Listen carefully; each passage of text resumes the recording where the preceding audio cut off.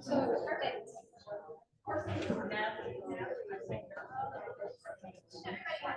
We'll get started. Sorry, we're a little late today. We're giving people a chance to filter in. I know the traffic is kind of crazy with this big truck rally.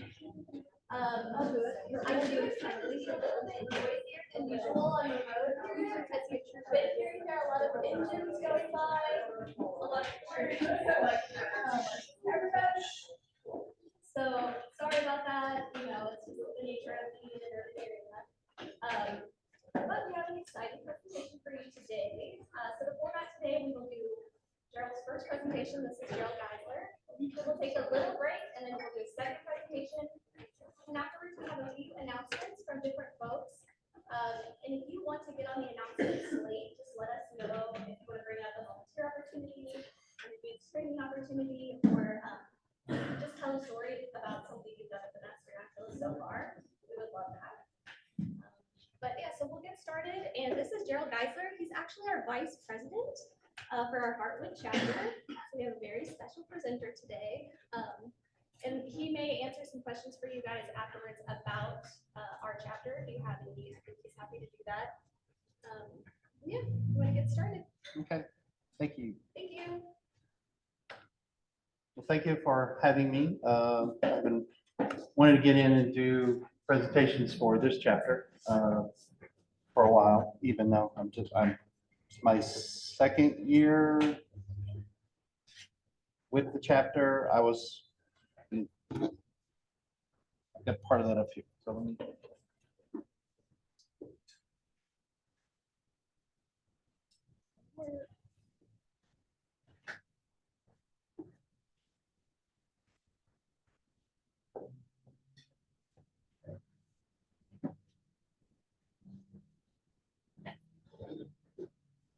Yeah, I think we're gonna say if the microphone just so loud. Oh, okay.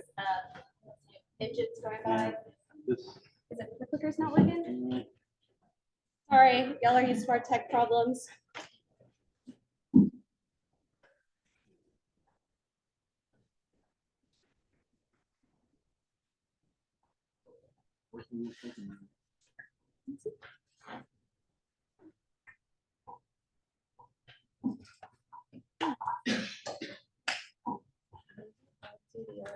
Unplug it and I'll plug it back in again.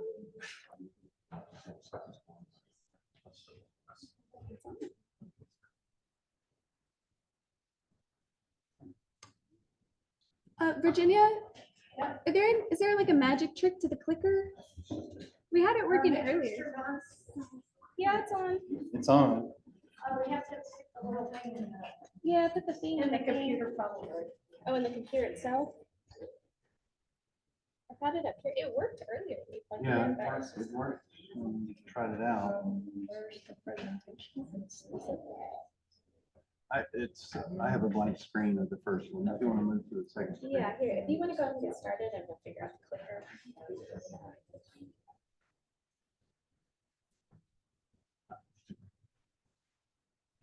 No, now it works. You just didn't like your blank screen. We had to show it what to do. Sorry about that. It's possible I didn't have my transitions on, so that was a new slide I added. I always like to hide what I'm going to talk about. That way you're not looking at that, you're looking at me or looking.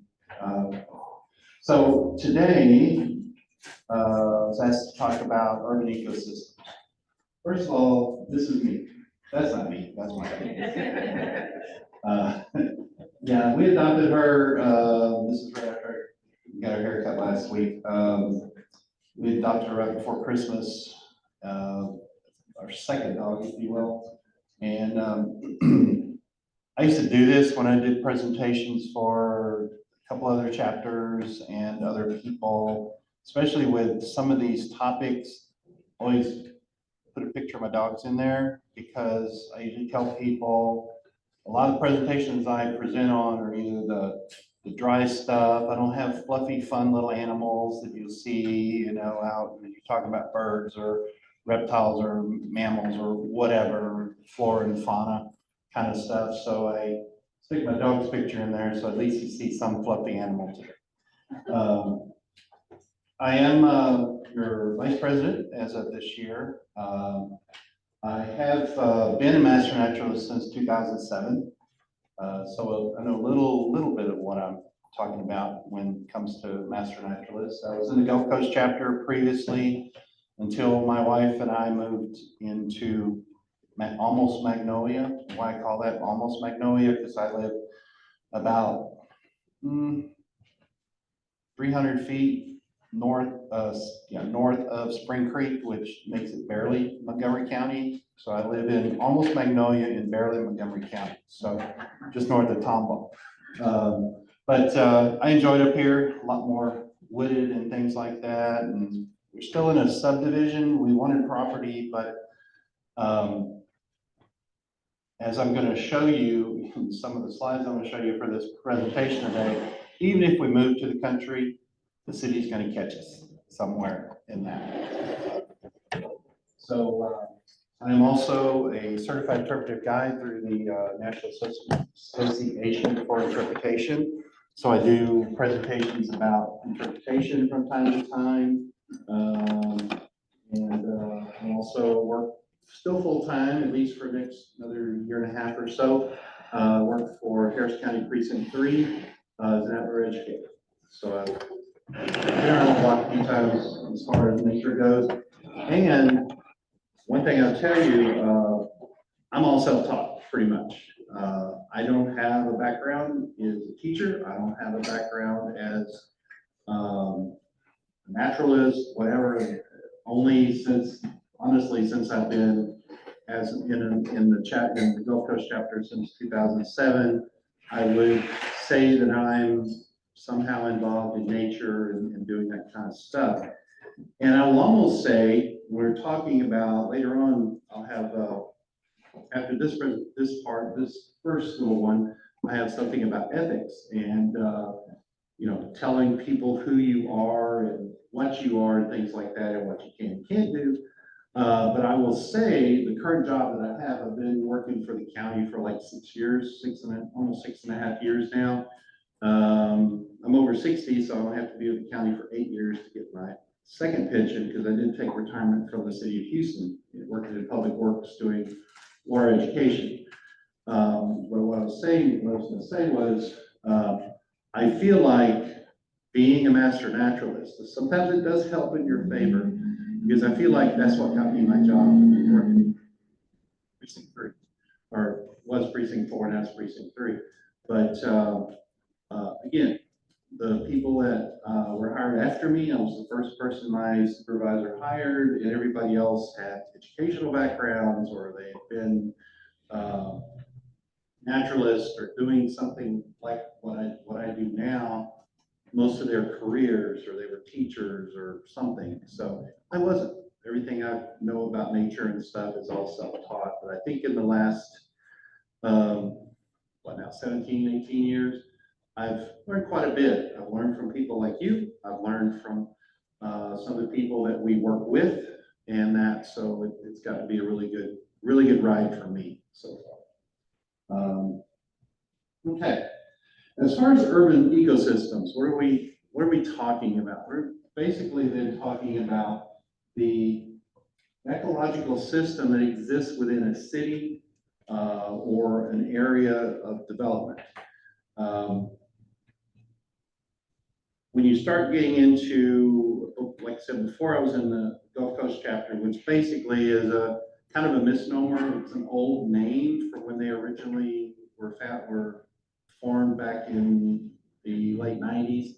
Right, I think they were the 7th or 8th chapter formed, and Heartwood and some of the other ones that surround Harris County were kind of draw-offs of chapter.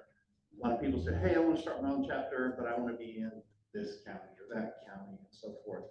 So Gulf Coast, even though it sounds like that, because, oh, y'all are down in Galveston Bay. No, we're not. Galveston Bay chapter is in Galveston Bay. Basically, the Gulf Coast is Harris County. Up until I joined this chapter, I always thought Heartwood was just Montgomery County, but now Montgomery and Walker. So you do kind of get out of, quote, the city. But as I said, the city's moving. the city's following the roads, following people that are trying to get away from the city, but the city keeps catching up. And that's kind of a little bit about what these urban ecosystems are all about. So their urban ecosystems are comprised of a number of components, most of what can overlap into the natural world. If you live out in the middle of Walker County, in the middle of the San Luis National Forest, you get the same kind of stuff you would get even in an urban ecosystem. Although, if you're out in the middle of Walker County, you're not going to see skyscrapers. You're not going to see big parking lots and that kind of thing. So that's a good thing. But how can we deal with that? So we do have plants and animals within urban ecosystems. We do have animals. I see a few in my backyard from time to time. Even when I was kind of a little more, quote, in the city, we'd still see animals in our backyard. Maybe not necessarily the ones you want, but we'll still see them. So it includes a lot of things that have to relate to each other to make that ecosystem thrive, or some things that maybe curtail the ecosystem and does not allow it to thrive. We hear about heat islands in the cities and that, with all the parking lots and things like that. So there's issues, there's problems that occur within urban ecosystems, but we can get around them if we have the proper tools and we start treating it in a different way. And things have evolved.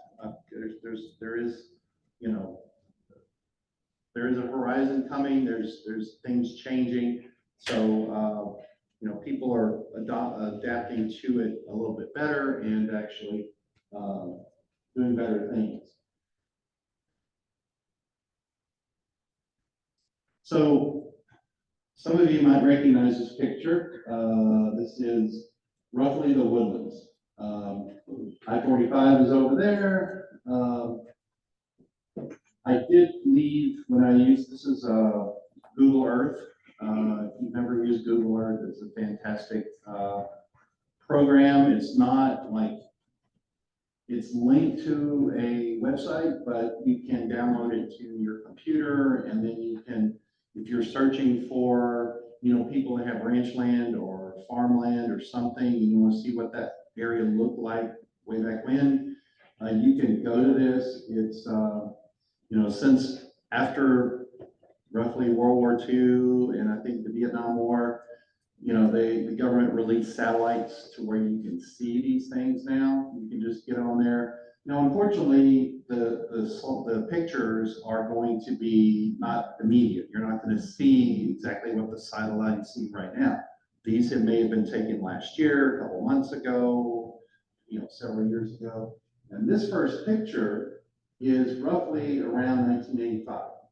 The Woodlands was founded sometime in the 70s, mid to late 70s. But the earliest map I could find, because if you can go into Google Earth, this is actually Google Earth Pro, if I'm not mistaken, and you can go back in time.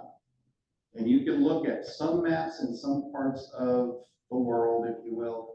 You can see back into the 50s, because they did have satellites in the 50s. But most of the time, depending on where it is, you're only going to see stuff in the 70s, 60s, 70s, 80s. Also depends on where you're looking. I have another presentation I do on water resources. I think Terry MacArthur does that for this chapter.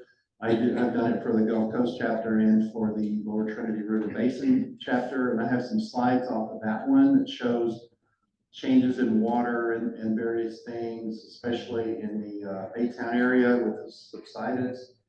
And I can only go back to, I think it skips from like the 1970s to the from the 1950s to the 1970s, because there's a downtime in there where the government didn't want people taking pictures of, satellite pictures of the ship channel and places where the water industry was being utilized and things were being built. So, going back to this picture, you've got the woodlands here, roughly around 1985. It had started, probably was around nearly 10 years that there had been something, but it, was slowly building. Then we skip ahead. They didn't have one for 1990, so this is 89, but you can see the difference here. Now, you'll see some of the roads there. I kept you can click on what you want to see. You see waterways, roads, not everyone uses program before. You can click on what you want to see. So the white lines over here are not current developed roads. This is just roads that exist in modern times. So you'll see some of these like, wait, there's no buildings around it or houses around it or subdivision. Because I left that on. If I didn't leave it on, it would be completely blank in some areas. But you see, the area here, the main part of the woodlands, I think the Woodlands Mall is roughly right in this area.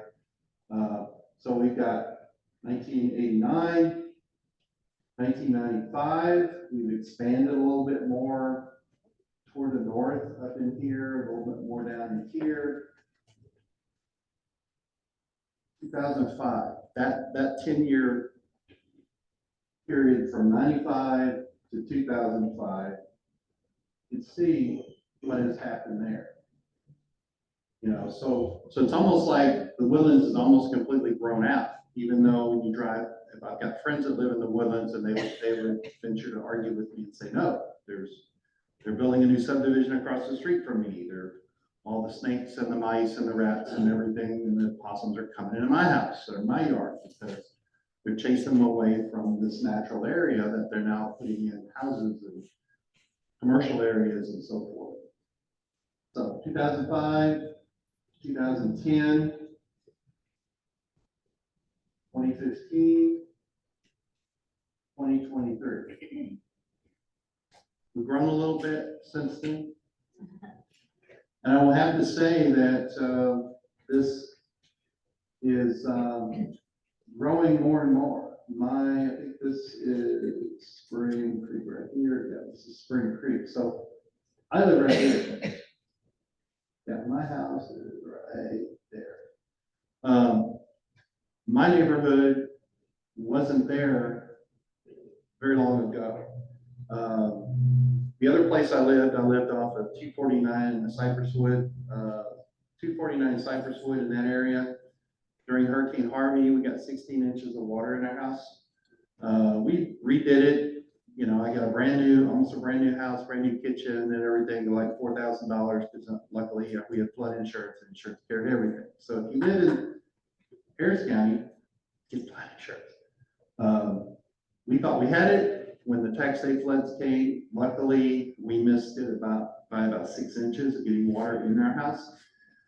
We didn't have it because we had refinanced our house and they took the flood insurance piece out of when we redid our finances.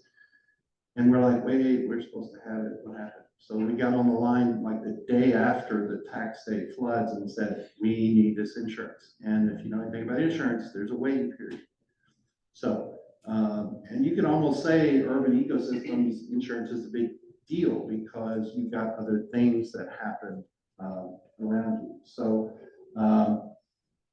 when we flooded, we started looking. We didn't really want to move at that point. We were just waiting. We were out of our house for about 4 months while it was being redone. We were looking at other places just in case, hey, if we find a good spot. We did. We went out here to the North Grove subdivision. So we were there. Part of this section was built, but hardly anything else. It did not flood. It's right off of Spring Creek, but it's probably about a 50 to 60 foot drop down into the creek from where my house is. So that's a good thing. Cypress Creek, on the other hand, not so much. It's a lot closer to homes and things there. So population comes with all of these developments. I just pull these numbers offline. You know, in 1980, we had 8,000 people living in the woodlands. That population grew 245% in 10 years. And it's slowly increased. These numbers are actually from the census of those years.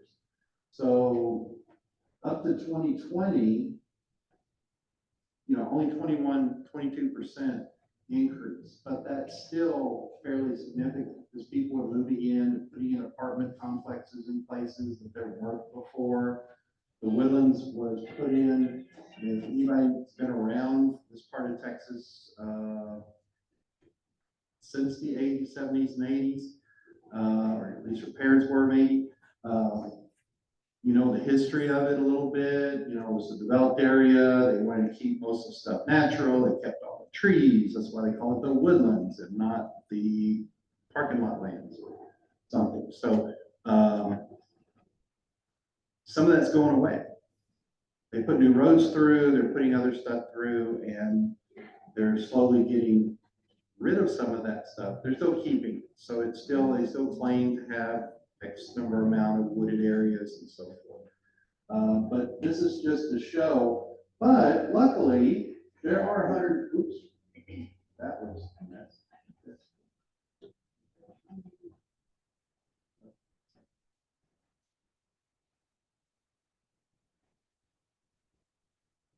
But there are 151 urban parks in the woodlands. So anybody can walk within 10-minute walk from their house and walk into a park. That's a great thing.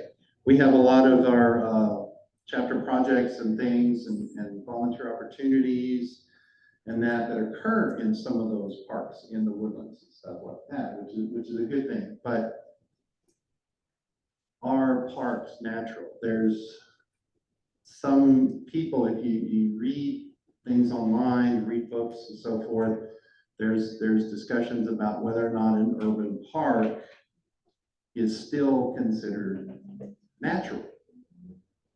For the most part, yes, because a lot of times nothing's been redeveloped. Now you go closer into the city, closer into downtown Houston, you may find places where there used to be a parking lot there, or there used to be this there, and now they made it into a park. And are the same animals coming? Sometimes you don't want the same animals coming. You may not want coyotes. You may not want, you know, raccoons and possums in your park. Or, you know, most of the time we see squirrels. That's pretty much what we see in most of our, even the park I work at. Most of the time during the day, about the only thing we see birds and squirrels. That's it. And if you go and look in the lake, then you got turtles and fish. So even some of our, what we would consider our perpetual natural areas may not be safe from urban encroachment. This is W.D. Jones Forest. Have y'all done that field trip yet? You gone there? Or some of y'all may have worked there or volunteered there. Okay. This again, around 1985. I joined the, as I said, Gulf Coast chapter in 2007. We went on a field trip out here. It's a great place, plenty of forest, plenty of land, all this stuff. It's all natural. But what happens? 10 years later, all of this around it. I may not have the border for the forest exactly right, because I just assumed that when I saw the satellite, I just drew around the map what I thought was the natural areas. 2005, 2010, 2015, and 2020. So even our natural areas are getting inundated with urban sprawl, if you will. So what does that do for the animals that live in this area?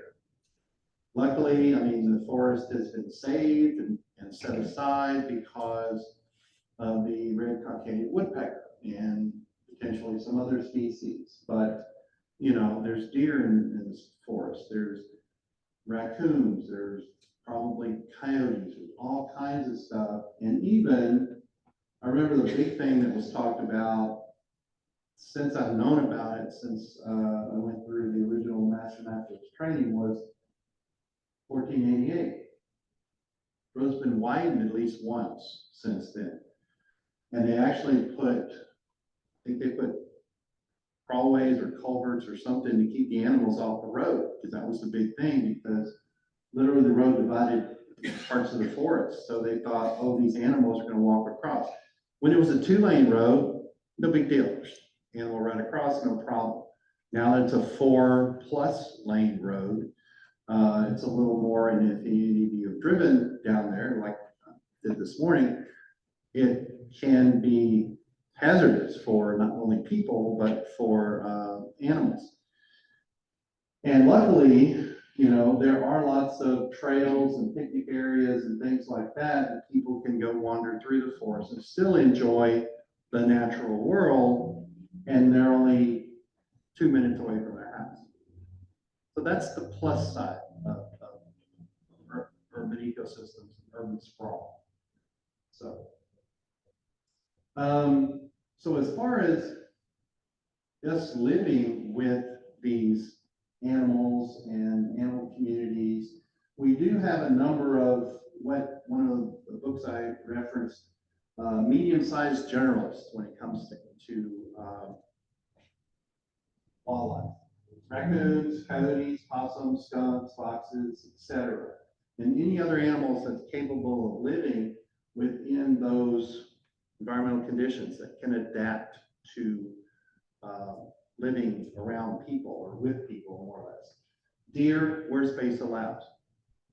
You're not going to find too many deer in Herman Park in downtown Houston, but you probably will in Jones Forest. You will in some of the parks in the woodlands, because they do attach themselves to a more natural area.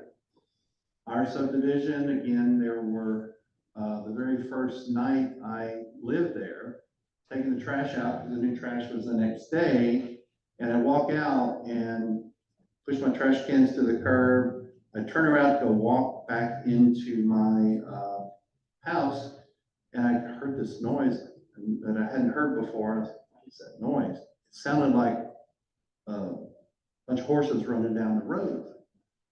I look across, 2 houses down from me, there's a natural median that goes through. It's for utility on one side, and it's a trail on the other side that goes down to the creek. There were probably about a dozen, heard of about a dozen deer walking through.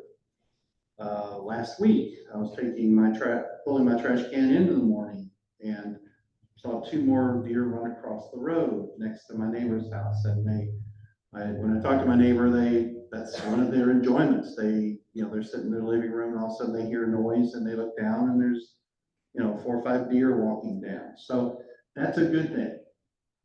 I've got pictures of where I've got raccoons and my bird feeders in the middle of the day in July.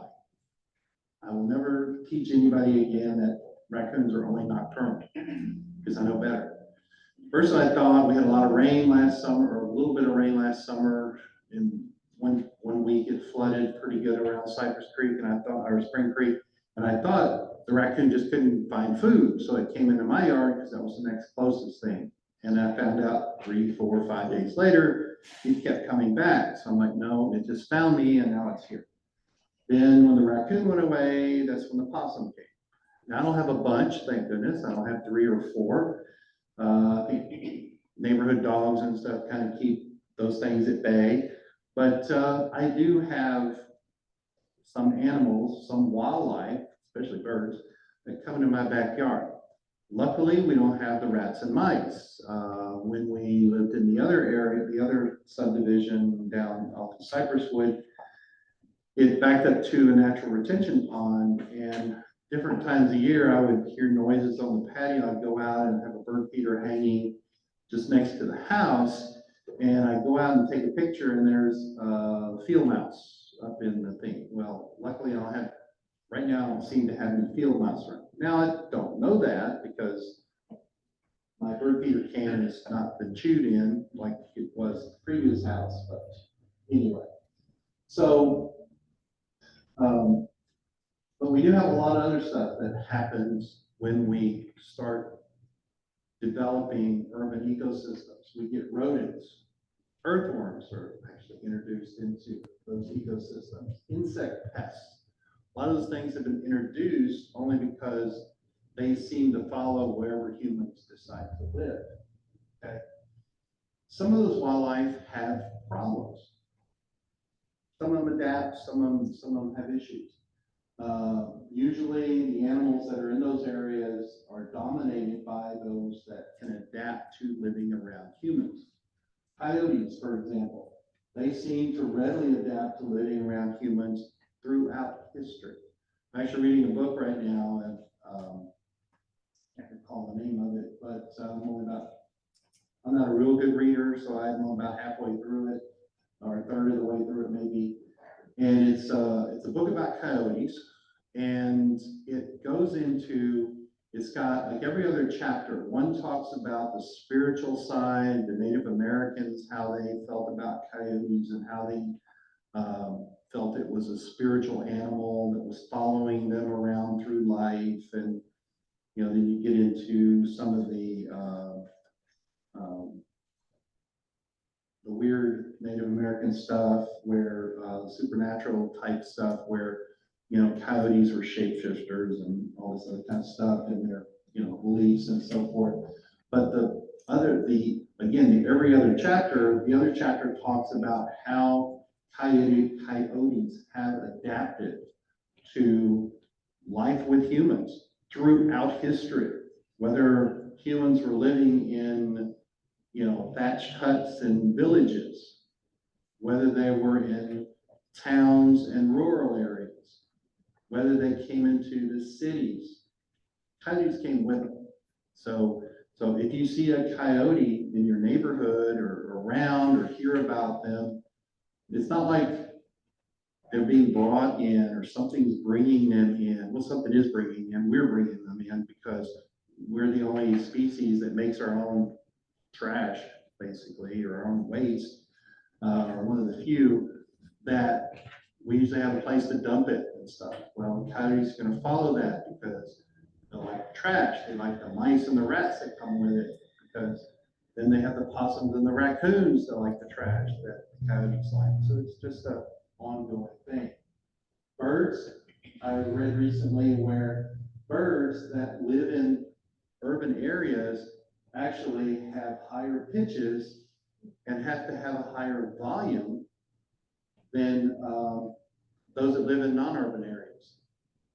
So when you hear that mockingbird at 3 o'clock in the morning, you often wish you probably lived in a non-urban area because it wouldn't be as loud. You know, coming in now, we don't normally, most of us don't sleep with our windows open like we used to do many years ago when I was a kid. So you don't quite hear all those things. You hear trucks and stuff down the road. But those animals are competing with man-made sounds. So they do have to be louder or more volumes. They're also affected by high light levels. We have lots of buildings and engineers that like to build buildings and point lights into the sky. Well, there's a whole thing, and I think there's TMN Tuesdays. If any of you have been following those, I think there's one coming up about light pollution in the urban areas and stuff like that. So it's how to put lighting in areas that don't hinder wildlife and the functions, the normal functions of wildlife. But so not only birds, but other animals are, you know, some of them got used to it, but then there's others that kind of stay away. Rats and mice, they have thrived. You know, they're no longer getting the field mice and stuff. You're getting the ones you don't want, the rats and mice in your house or in your area. And they usually thrive wherever human waste allows them to thrive. And in some animals, either their behavior or their genetic makeup has changed because maybe there's not as diverse of type of animals in the area. There may be fewer coyote, there may be fewer raccoons, possums. They're not attached to an urban, non-urban area that they can spread that genetic material around. They have become non-migratory. I have another presentation I do sometimes for kids and parents at my park on squirrels.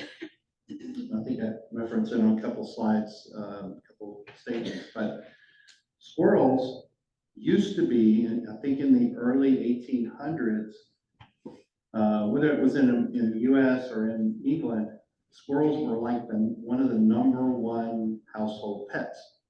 People kept them in their houses. They kept them on chains. They walked them around. They not necessarily treated them like dogs and cats, but they kept them as pets. Only until we started getting into the cities and things like that, and that where people thought squirrels may not be a good idea because another book I read, the lady that wrote it many years ago, like in the early 1900s or mid 1900s. It talks about the squirrel she kept as a pet, and one thing she was saying that the squirrel always wanted to get out. With our closed up houses, with air conditioned houses, I've heard of people lately trying to keep squirrels, I was talking to one lady in my park the other day, or a couple weeks ago, and she said they rescued a baby squirrel that the mother got killed or died or something, and they couldn't find a rehabber in the area where they were, so they just kept it, bottle fed it, and then they started feeding it, kept it as a pet. But it was still allowed to come in and go out, it was kind of like, but when they let it out, it would come back every now and then because it was used to being in the house. But she said one thing it did want was it wanted out. It did not want to stay. It's not like your cat or your dog is gonna go lay on the couch or lay in front of the fireplace or whatever and be a nice friendly pet. It constantly wants out, and it's gonna tear up anything to get out. Your pantries, she said they would find it up the top of the cabinets and, top of bookshelves and all this stuff. So unless you like having animals that just run and jump everywhere, squirrel's not a really good pet to have. But they said eventually, good news, this squirrel got outside and ended up staying outside. Every now and then would come to get fed by them. But eventually, one of the last times they saw it, it had little ones and it moved on with its life. So that was a good happy ending story. Not always happens with some of these urban animals. How has history changed to make our urban ecosystems change? Okay. Prior to the 1800s, human population was very rural, very urban, limited towns and cities. People didn't live in the cities and things like that. We started, after the 1800s, we started moving into cities. Yes, there were cities prior to the 1800s, but on a big scale like we have now, there wasn't. There were big cities, but still the majority of the population lived more rural. After World War II, cities became more urbanized. Plants became more ornamental than utilitarian. People didn't necessarily do gardens because they had grocery stores and places they could go for food. Animals became indoor pets. My wife and I love to read or look at the History Channel from time to time, not all the time, but there is one of their series that they do. It's Foods That Changed America or something like that, and or products that changed America. And one of the ones we just happened on one weekend was cat food and dog food. They were talking about how it's made and why it became a big deal. That before, dogs and cats were not indoor animals. You know, maybe some of you still don't believe that dogs are indoor animals. You keep them out in your backyard and what have you. That's a whole nother thing. This whole nother topic. But dogs were, again, more utilitarian. You took them hunting. You kept dogs to keep mice and rats out of your hay bales and your hay lofts and your corn cribs and various things like that. And then finally, you know, or you took them hunting, you know, whatever. And finally the dogs came indoors. They were, they adapted themselves to somewhat coming indoors, not necessarily, they weren't quite lap dogs yet, but eventually they end up. Cats, on the other hand, you know, if you had a cat, the cat was always outdoors. Again, they were pest control. They were keeping the rats and mice out of your house because you didn't have protections at your house like you do now. And that a lot of windows, doors were left open, so rats and mice could readily just come in. So cats were used for that purpose. And again, they were outdoor animals. And then today we're like, we cringe when we hear about cats being left outdoors because they're killing all the native birds and stuff. That's what they used to do. That was their thing. But sometime in the mid 20th century, these pet food companies, people decided they wanted to keep pets. And they tried to feed dog food to cats. Cats didn't like the dog food. No, they didn't want that at all. So the pet food companies started developing food that the cats would like. And slowly but surely, then the cats became indoor pets. So that's two species, if you will, that have adapted to urban life that used to be, now these weren't necessarily wild animals, but way back prehistory, they were. And we just slowly domesticated them and brought them with us in the house. Now, you may not be able to want to do the same thing with raccoons, mice, and squirrels, but they could over time. Ornamental lawns became more prevalent. Somehow, for some reason, we took examples from Europe and from the big grand palaces that had all these big gardens and lawn spreads and things like that. And we have ornamental lawns. That's all your St. Augustine grass is ornamental. It doesn't really serve a good purpose here in Texas. Stays green longer than some of the other grasses. But for example, my subdivision, we can't have St. Augustine. It's actually in our deed restrictions. And when we signed to buy our house, we have to have sprinklers. That was the one thing I wasn't too crazy about, but my wife loves it because she likes to have green grass. But our grass is, it's Bermuda, but it has to be a certain species of grass or certain types, as long as it's not St. Augustine. And urban parks became fashion.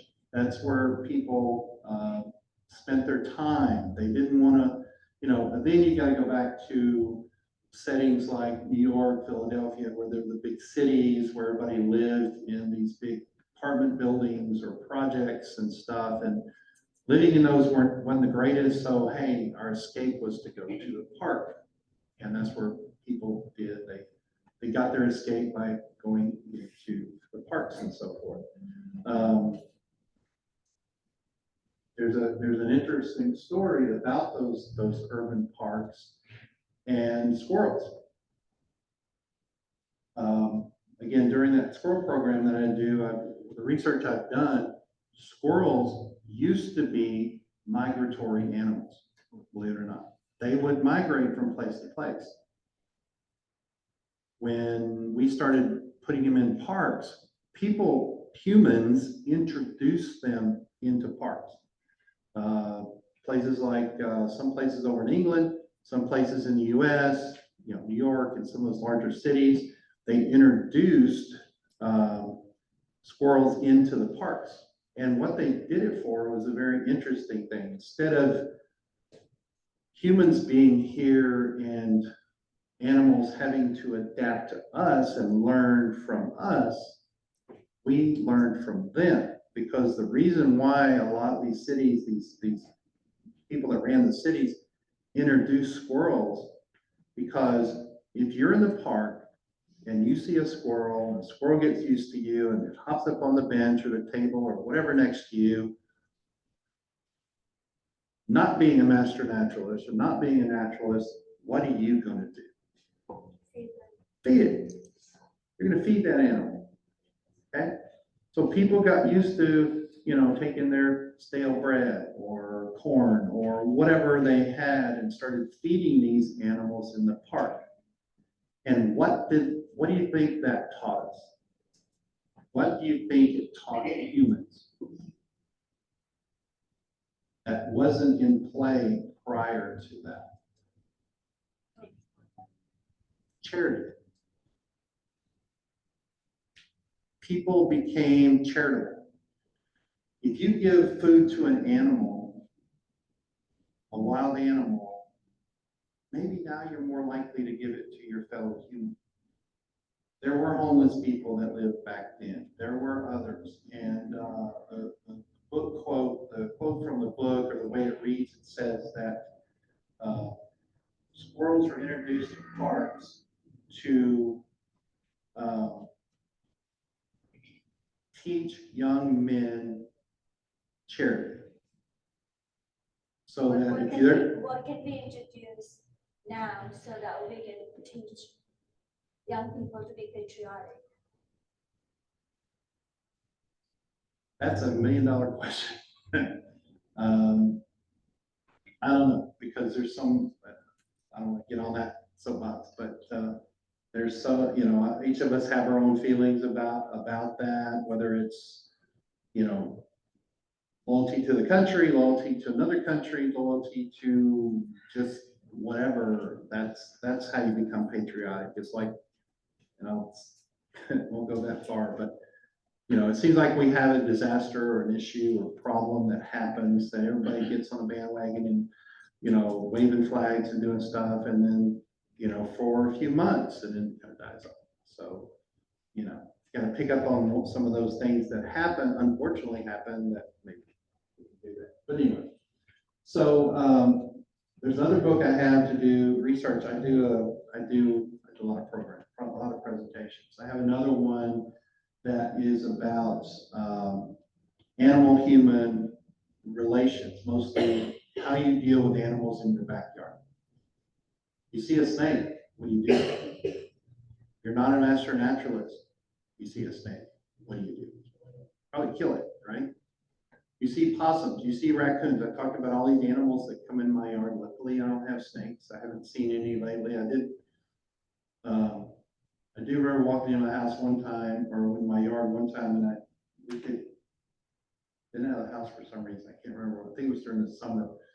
And we went back in, and I take my dogs out in the backyard because we were visiting people, and we took the dogs with us, and I take them out in the backyard, and they go walking along, and I'm standing either in my socks or bare feet on the edge of the patio, yard's over here, and I look down and I see something move. And it was from me to this table, there was a coral snake in the grass. The only part of the grass that during the summer grows because it's shaded and it's not burned up by the sun, there was a coral snake running through. The dogs are just going around, and luckily they didn't see it. So I saw it. I rushed them to get them back in the house. Went back in the house, closed the dog door. And then my wife had been watering plants the day before, so luckily she left the water hose on, so get the coral snake out of the yard. So it does happen. So I had this whole presentation about, sorry?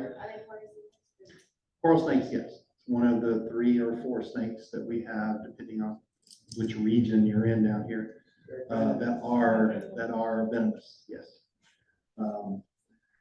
So this quote on this right side is from a book that I've used for some research, how humans and wildlife interact. We want to separate ourselves from wildlife. Even though, you know, we as master naturalists, we want to stay around the animals. We love the animals. We want to advocate for the animals and so forth. But a lot of people, even though they originally, 1800s, they grew up in rural areas, miles from town. They had to take a horse or a wagon into town, you know, only twice a week because they couldn't take the time to drive into town because it was so far. You know, the people that grew up in there are moved into these.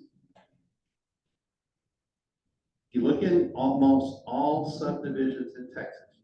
There are some states that don't, and it's surprising. But in Texas, you go into a subdivision, besides the house, what's the first thing they put up? That we put up in our yards? Fences. Are the fences to keep people in? Or they keep others out? Or they keep the wildlife out? That could be a whole day topic right there. But most of the time, even though we want to live with the wildlife, you know, because I'm going to move to the country, well, the country, whatever that means to you, but I'm going to live in a subdivision where I have a fence, or I'm going to live on a property where I have a fence. Yeah, most of the time it was to keep cattle in, or if you had cattle and things like that, but it also keeps wildlife out. And we have, even though we want to be next to that wildlife, we tend to want to, when we're okay with it, we'll let them in. But most days, no, I don't want them in here. So let's build a fence. Let's build a big fence. Let's build a game fence. I don't want them in my yards right now. They're going to eat up my roses or flowers or whatever plants you decide to plant. So other things that changed in history were the expansion of our highways. Route 66 was commissioned in 1926. It was completed in the 1930s. That was the first time people could generally move by car from one side of the country to the other. Mostly it's for travel, for vacation. But guess what? When they went on those travels and those vacations, they said, this would be a great place to live. Let's live there. So they did. They moved. Now, that was all pre-World War II. So the thoughts and things were a whole lot different. When you think about, if you've seen the movie Pearl Harbor, yeah, Pearl Harbor wasn't a very good thing. But it was almost like before that incident happened. Prior to that, Americans were all happy-go-lucky. You know, we were on our own. We didn't have to worry about world conflicts. We avoided getting into world conflicts. But after that, it all changed. We changed. We changed the way we're doing. You know, more women went into the workplace. More men did other things and that. And we were, I have to say, less tolerant of each other and less tolerant of our surroundings in some ways. And we want to just kind of protect ourselves. You know, what if this is going to happen again? And we keep going through that in life. That's a whole other topic. But road trips across the country were starting in the 30s and 40s. Then you had the end of World War II, and they decided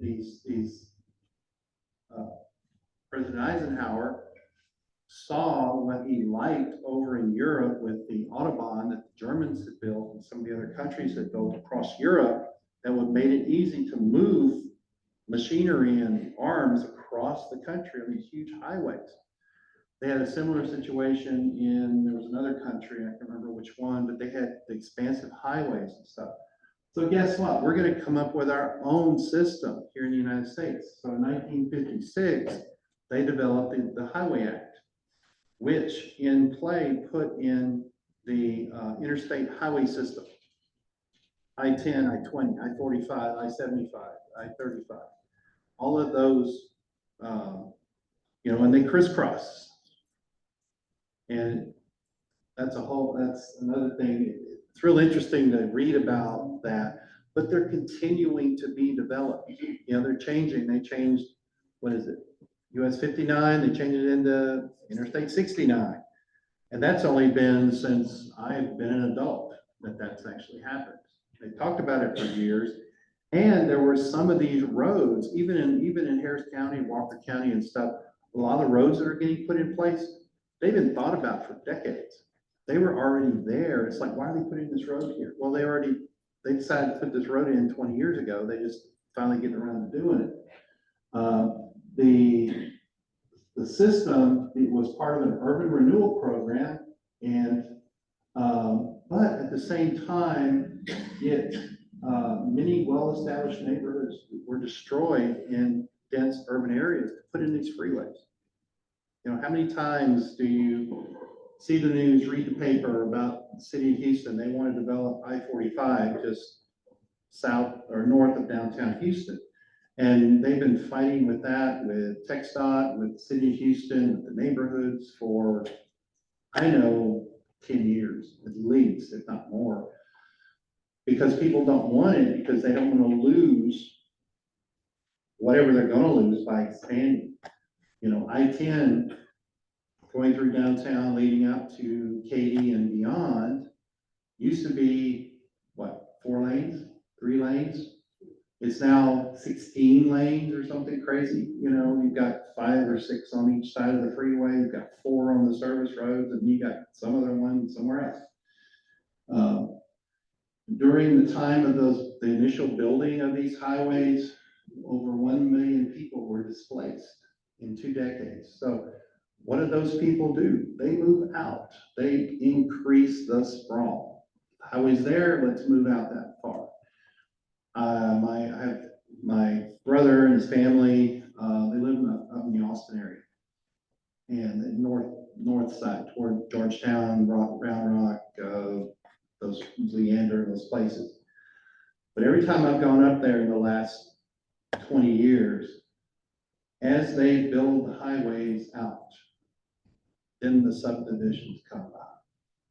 So it's almost like, I think there's a cartoon I've seen somewhere where they kind of lay the roads, and then here come all the subdivisions, and here come all the cities, and then the people, and everything else comes around it. So again, it's expanding those ecosystems, those urban ecosystems, and that. What's interesting about that is that it come out of World War II in the sense that, how you said it changed our thought process. Mm-hmm. We saw post World War II what was happening with expansion of the Soviet Union. We wanted the ability to be able to move armament across. Yeah, that's what it was. It was the Soviet Union was the other one. Europe had their own highway with the Autobahn, and then I think it was the Soviet Union had it. Expanding into Cuba was key. You were able to get missiles in the border. Yeah. Because of that. But again, the end of this quote, that's part of the same quote from that same book that I read, but what I have underlined says, indeed, humans have increasingly drawn boundaries to keep wildlife out of their human space. They don't want to be around wild animals, even though they want to live in the country where it's wild. So it's like a counterintuitive. They want to be there. They want to see the animals. They just want to be able to turn the TV off and not see them when they're in their house and they're dealing with stuff, their own personal needs. So this comes out of that other presentation I do. In recorded history, only humans have been known to consciously target and kill non-human animals not for sustenance or survival. Yeah, we used to do, maybe it was for survival back in prehistory, or back then, if we needed animal food and we lived out way away from a town, guess what? You went out and killed your own food. But now we don't do that anymore. We go hunting. And sometimes we go hunting to hang a trophy on a wall, or a rug on a floor, or to make clothes, you know, and I'm talking about recently, but I'm talking about in the past 50, 60 years or more, probably closer now to 80 years. Those things happen. So the perception of wildlife impairing human interests by damaging crops, livestock, predation, and threatening human safety frequently motivates a retaliatory killing of individual animals or persecution of entire wildlife populations. So none of this would have even been thought of and even have to discuss it if it wasn't for urban sprawl and us moving into nature, and nature either being displaced or deciding, these guys have been here long enough, let's move back with them, let's come back. And that's where the coyotes come in, and you hear stories, even though, you know, nothing too recent, but I think there's a story, whether it's a urban myth or whether it's true, about, I think it was one of President Bush's was walking his dog through one of the parks in Houston, and supposedly a coyote came out of the brush and stole his dog or something. I don't know. Seem to have heard that story many years ago, but those things seem to happen. Or you drive down the road after we get a lot of rain in the Pasadena or south sides of Houston, and there'll be an alligator in the road or an alligator in the ditch, or you're walking by, you know, what they thought was a city park, and an alligator comes out and, you know, harms someone or whatever. You know, it's not like you're going to Brazos Bend, you're going to whatever park down the road, and there happens to be a pond there, and it got rainy, so the alligators decided to move around, and guess what? They're here.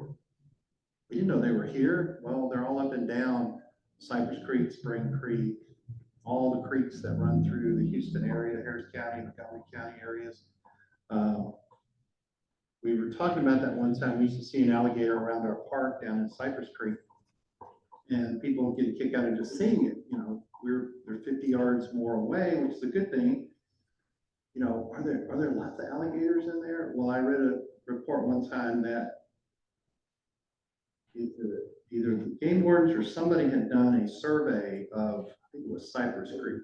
Cypress Creek is very short, narrow, not very wide, and they took boats and that down there, and they did from one section of Houston to another section, and it's all northern Harris County, so wherever you want Houston. They did a survey, and in a 10-mile span, they saw over 200 alligators. So they're here, they're there, it's just people don't see them a lot. So again, as I said earlier, pets come indoors, dogs and cats become companions rather than utility animals. Squirrels and stuff are no longer kept as pets. We create leash laws, we have dog parks. So, you know, those are kind of counterintuitive. You got to have a leash to walk your dog to the park. And then when he's at the park, you let him off the leash.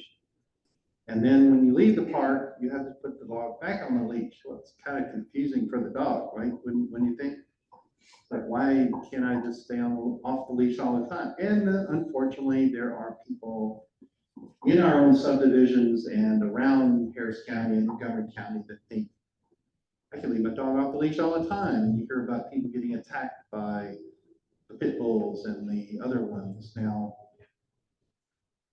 I don't honestly believe that any one dog is responsible for its own behavior. I think it's the human owner that is responsible for the dog's behavior, that they let them do whatever they want. You know, the lack of training. That's why you're in here. So if we don't train you and we just let you go out and be a master naturalist, are you gonna know what to do? You're gonna do a lot of things that probably shouldn't have been doing. And then pet-related businesses came to play. So as far as looking at the environment, looking at our ecosystem, we look at it sometimes from two different perspectives. Either one, we're at the top, we're in charge of all these guys, okay? We run the earth, you know, things come out of the Bible, things come out of other textbooks in history that says, man is the most important, he runs everything, you know, everything else bow down to us, we run the world, you know. not that like the song "Girls Run the World," not the humans run the world. And that's that's where your anthropocentric, I never could say that word, even though I've done that part of the presentation a number of times. But it's the vision focusing on humankind as the most important element of existence. And I'm not going to go into, I mean, there's what, 20 people, 25, 30 people here. Every one of you, there's probably 25 or 30 different thoughts about this whole thing. Are we the most important? And we're simply learning how to present that to other people, although we're still in charge. Or are we going to do the ecocentric, not egocentric, but the ecocentric, where we're a part of this circle? We're another being on this planet, in this environment, in this ecosystem, and we just have to learn to live with all the rest and do our best to help those out. They'll help us out, and it's a trade-off. So so the question then comes, instead of us being the most important element, how can nature benefit from us being a part of it? That's why I believe most of you are in this room. You want to become a master naturalist so that you can learn your part of being part of nature. Just said, if anybody has any questions all along this, feel free to raise your hand or stop me, or we can talk about more stuff. When I walked in this morning, they told me I had to talk for 4 hours. Huh? Trust me, I'll ask my wife, I can talk for 4 hours, but you might not want to hear me talk for 4 hours. What are our challenges for our ecosystems if we, try to manage everything? Water availability, water pollution, wastewater. Those three things come together. We have natural water, but if we use it, we're going to pollute it. Additional withdrawals from water resources. We build bigger cities, build more infrastructure. We've got to have more water sources. Okay. Soil functions change. Some soils, especially the ones in some of our subdivisions, they can no longer soak up water. Even though you put nice grass, fairly water resist, what am I trying to say? Grass that help water, we don't need much water. That's what I'm trying to say. Water, low water use grass and stuff. But if the water won't suck into the soil, because when they decided to put my house where it is, they took out all the trees and all the vegetation, and they scoured the land and patted it, ran tractors over it and patted it all down so it's nice and hard and firm and compact, so my house won't sink into the ground, because the whole Gulf Coast is sand and silt. It changes the soil. Water can no longer suck in. A lot of areas are compacted. The chemistry has changed. How many times do you go down and you see road construction? And if you drive an area and either go to work or go to the grocery store, go somewhere that the same road has been constructed on for a couple of years now. I've got one that's just east of Tomball, west of Tomball, that I drive by every day. But when I see them out there constructing it, every now and then I see them pull in this giant tanker truck. What's the tanker truck for? And they're putting down lime. So it stabilizes the soil so that the soil won't smell, so it stays a little more compact. It actually adds to, supposedly enhances the soil, but not necessarily for plant life. It enhances the soil so they can put concrete on top of it. And so that chemistry of that soil changes. So we no longer can grow things in that soil. If we were to, take up all those subdivisions and decide to, instead of instead of what they're doing now, we do the reverse of it. Let's take an old subdivision that, well, no, nobody wants to live in anymore. And take out all the houses, take out all the foundations, and let's put it back and grow native plants. Let's grow crops, let's grow things. I don't think they would grow there.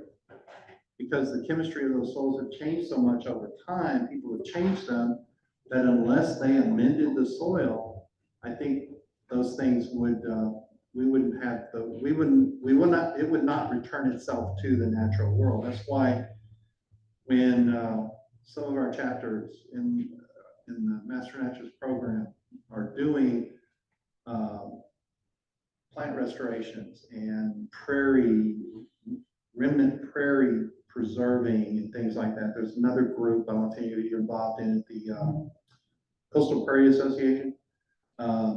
They have certain prairies marked off that they know that either we're in Harris County, Galveston County, all the counties, Harris County, Montgomery County, all these counties around, that they know that particular prairie has not been touched by man in history, for the most part.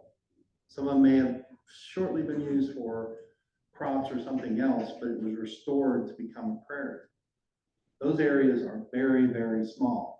If we were having this class, you know, nothing changes, we just move our facility and our entity to the Pacific Northwest, we'd be talking about old growth forests. There are very few old growth forests in the country at all, because they've been grown over many times.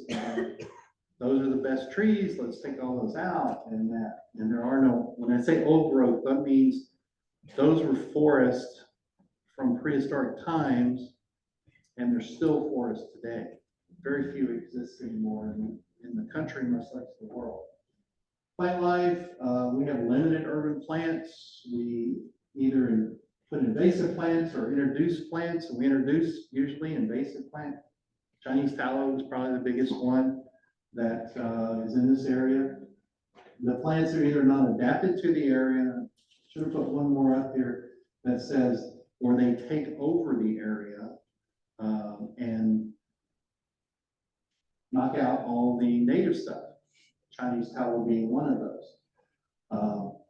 Fertilizer and more fertilizer and herbicide are needed in those areas where those plants are brought in, because again, they don't like the soil because they're not native to here, so we have to amend the soil. Then that changes the soil and the area around for any potential native plants that might be. We have lawns instead of prairies or fields. If you were to take your lawn out of in front of your house, now, if you live in a subdivision and decided I'm going to plant native plants in my yard and only cut my grass 3 times a year, what would your homeowners association think of you? Not very much, right? I knew some people in the Gulf Coast chapter that were going through that. And yeah, they would plant plants in their yard, and you know, they wouldn't cut them and they became weeds. Well, they weren't weeds to them, they were native plants. Yes, ma'am. I'm actually in the middle of doing that to my yard, because I don't have an HOA, it's too. Good. But my friend has an HOA, and we got around that, because if you make it look nice, and you make it look like a botanical garden, just with native stuff, and then you get it certified as a natural habitat. Yes. There's a lot of HOAs. Yeah, that did change. If any of you were at the presentation, the last chapter meeting with Mark Warburgen, he did mention, because he talked, if you weren't there, it was a great speech. But he talked about, I heard some people talking about it earlier. He talked about foraging and finding things you can eat in, you know, what you think is a weed and grass is something you can potentially eat. And he was talking about your HOAs might not like it, but there's not much they can do about it. Well, yes and no.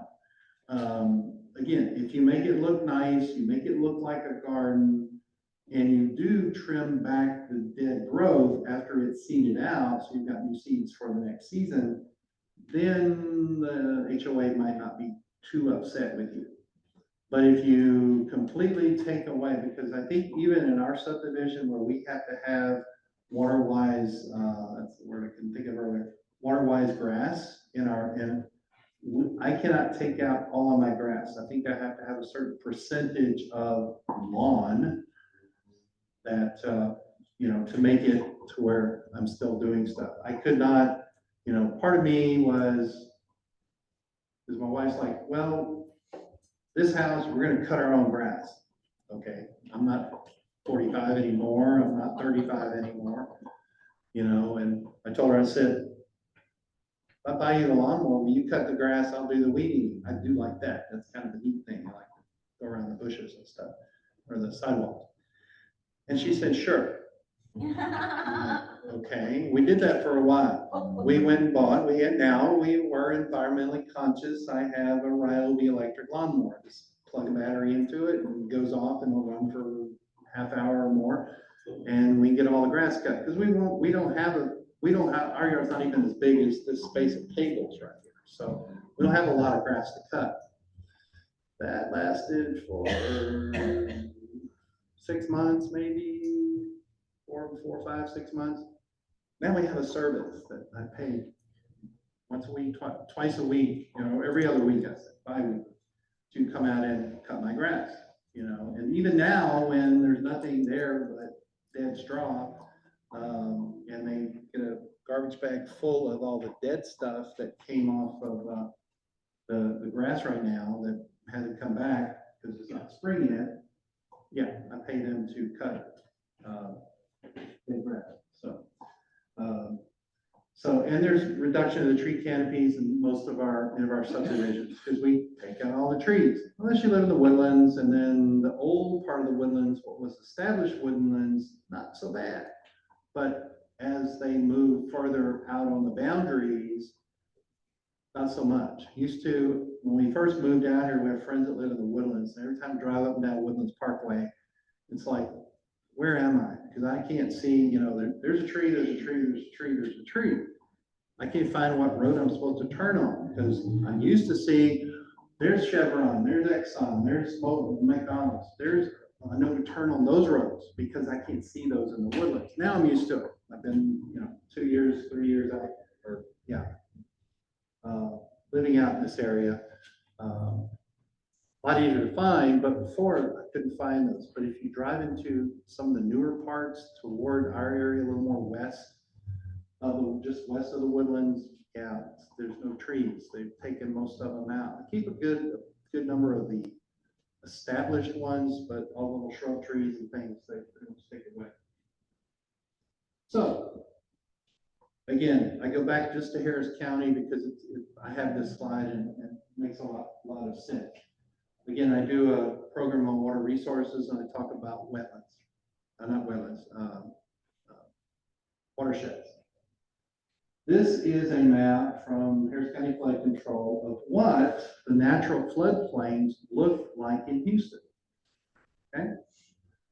Prior to roughly the 1830s, 40s, 50s. Before we established all these towns and villages and subdivisions and so forth.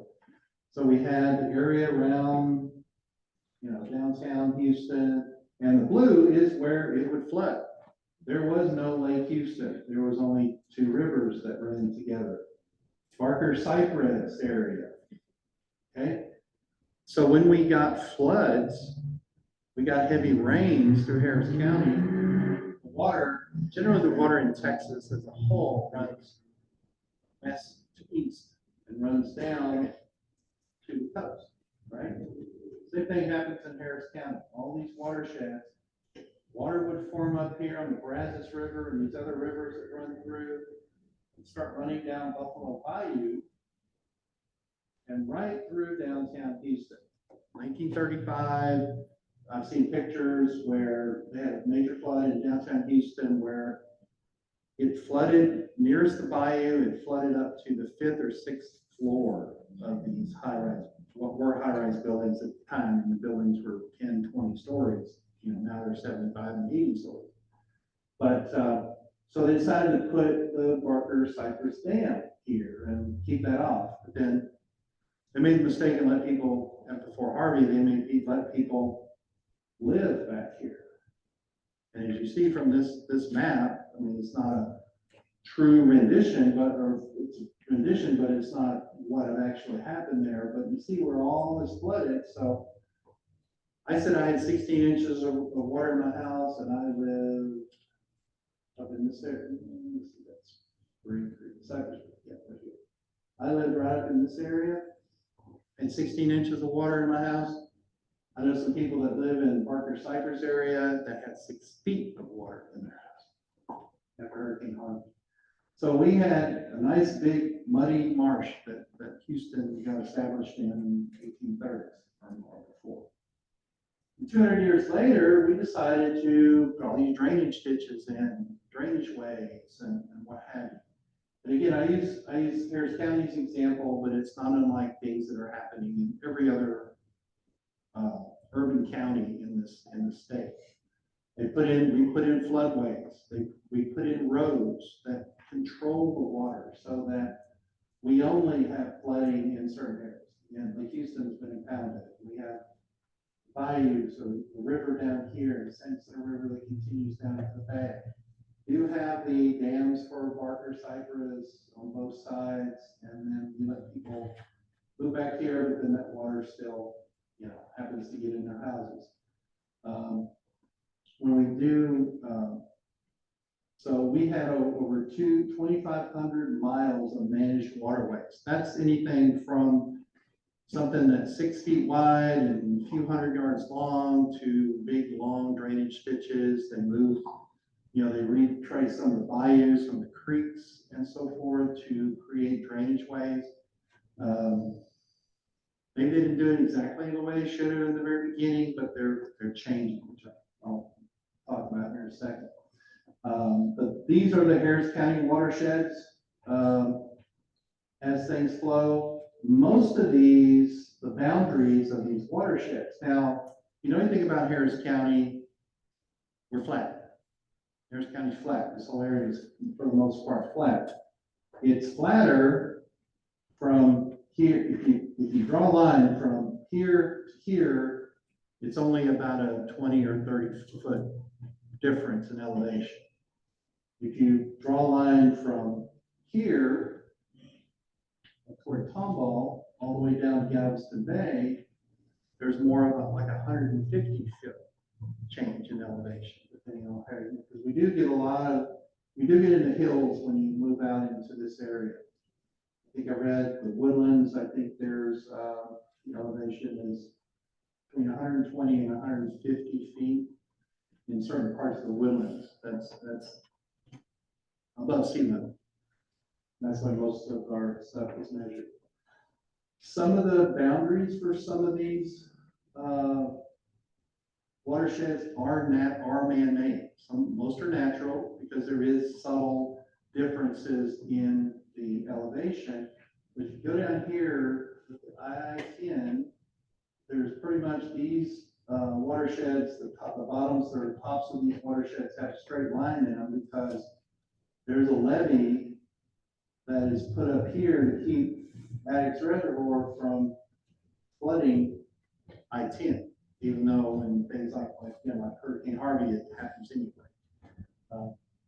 Now, Bart, if I'm talking Chinese to you and you're like, what is I've never seen a lake there.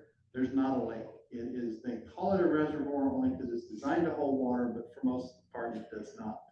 It's a big swampy area that was set aside by the Army Corps of Engineers back in the Who 40s are and the 50s. Army Corps of Engineers? Are they a private company? They seem like. They are a governmental entity of some sort. They Just like the will, Federal Reserve Bank? The Army Corps of Engineers is a federal office, part of the Department of Defense. Say that one more time. It's part of the Department of Defense. Charged with keeping water around, charged with the river delta. If you're dredging. yeah. They were some of the ones that were instrumental in putting dams in rivers and things across the country, initially, or maintaining those things. Also environmental regulations. Yes. They handle all that. Yeah, there's just a laundry list of agencies, a lot of governmental agencies and some local agencies. Well, when you say government, are you talking about federal government, are you talking about, city government or stuff? It all kind of works together, but each different area has different agencies for different regulations and stuff. There's some non-governmental agencies that are locally here in all these counties down here that do manage some of the rules and laws and so forth.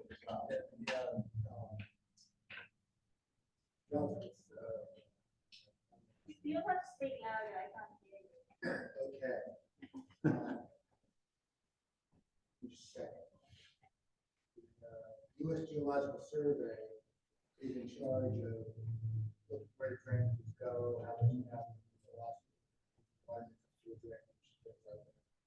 they work for the. Okay, thank you for your question. Now when we move into these ecosystems here and we organize things, what are we causing? What is being influenced by? Pollution, contamination, whether it's due to things we do in our houses or factories and things that are grown up around areas, because we have to have products, we have to have goods, we have to have things. So fortunately, we don't want it in our backyard, so we move the factory down the road next to the creek or bayou because they need the water. And guess what? They then contaminate those areas. Subsidence occurs in those areas. I'll talk about that a little more in a minute. Drought. Now, you think about, is drought a natural thing or is it human influence? Short of going into the whole discussion of global warming and all that stuff and how we've affected the atmosphere and blah, blah, blah, blah, drought is a natural occurrence that occurs on Earth and has occurred for, eons. It's just how we deal with it and what we do and what we have done to change things that will make the drought worse because in our area because we've done this or we've done that. We've taken trees out, we've taken plants out, we put in more concrete, so that increases the heat and we create those heat islands I mentioned, and so forth. Then we have flooding. Flooding is a natural occurrence. It occurred before, as it shows you on that Harris County map. It occurred before people were living here. But we've done things where we've changed things which made the water run off faster or move into an area where it used to not be because we don't want it here, we want it over here, and that causes problems. Or just overuse or misuse of our resources within those watersheds and so forth. I think an important concept to bring up right here is year, 1,000-year floods. You guys have heard that? A 100-year flood means that there's a 1% chance of flood every year. A 1,000-year flood is a 1/10% chance of that flood that could happen. So you can have 500-year floods in a row. It's just a means of understanding how much you're getting, how much is moving through. Yeah, as he said, when you hear people talk about, we have a 1,000-year flood this year, Harvey was a 1,000-year, or even a longer one for that, or you hear about the hurricanes that come through and the flooding we get it's a 100-year flood or a 500-year flood. It's really based on a percentage. It's kind of a misnomer. We think, oh, we flooded now, we're not going to flood for another 500 years. Well, no, it may flood the next year. And in the case of, there were technically 3 floods in a row. 2015, 2016, 2017. 17 was Harvey, 15 was the tax day floods, and then 16 was Memorial Day floods.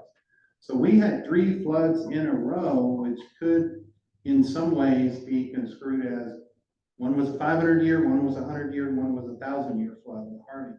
So what it says is they don't suspect you're going to get that much rain within 1,000 years, but it can happen every year, as he said. So thank you for that again.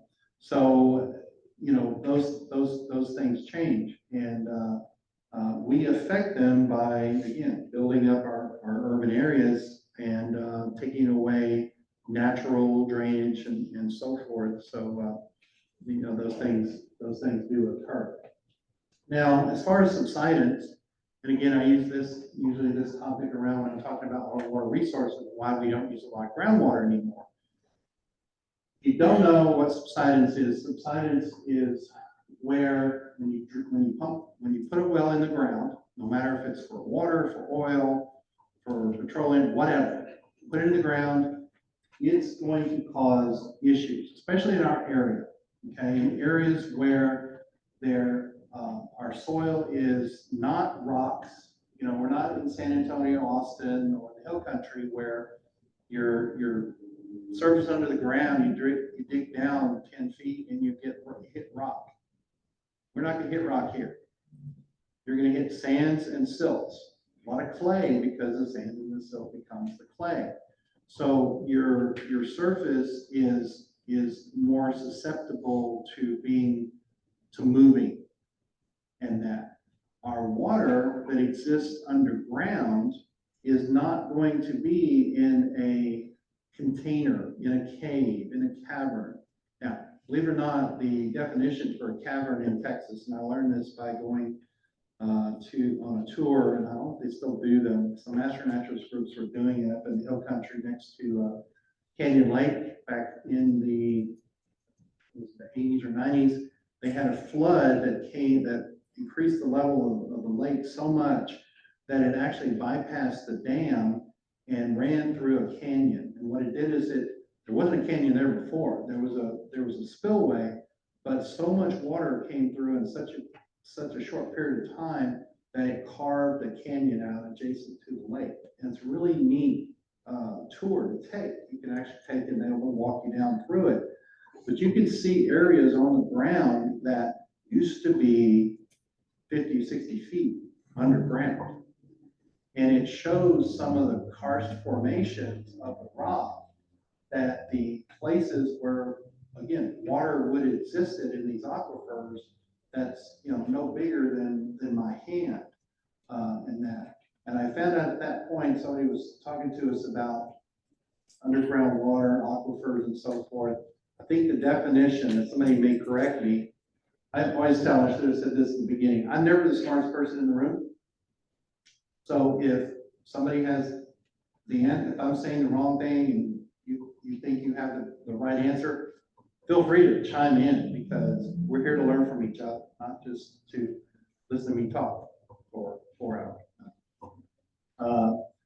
The definition of a cave in Texas, or a cavern, about this big. It doesn't have to be natural bridge caverns where you can walk through and there's 60-foot ceilings and 100-foot expanse either direction, and bats living in it and so forth.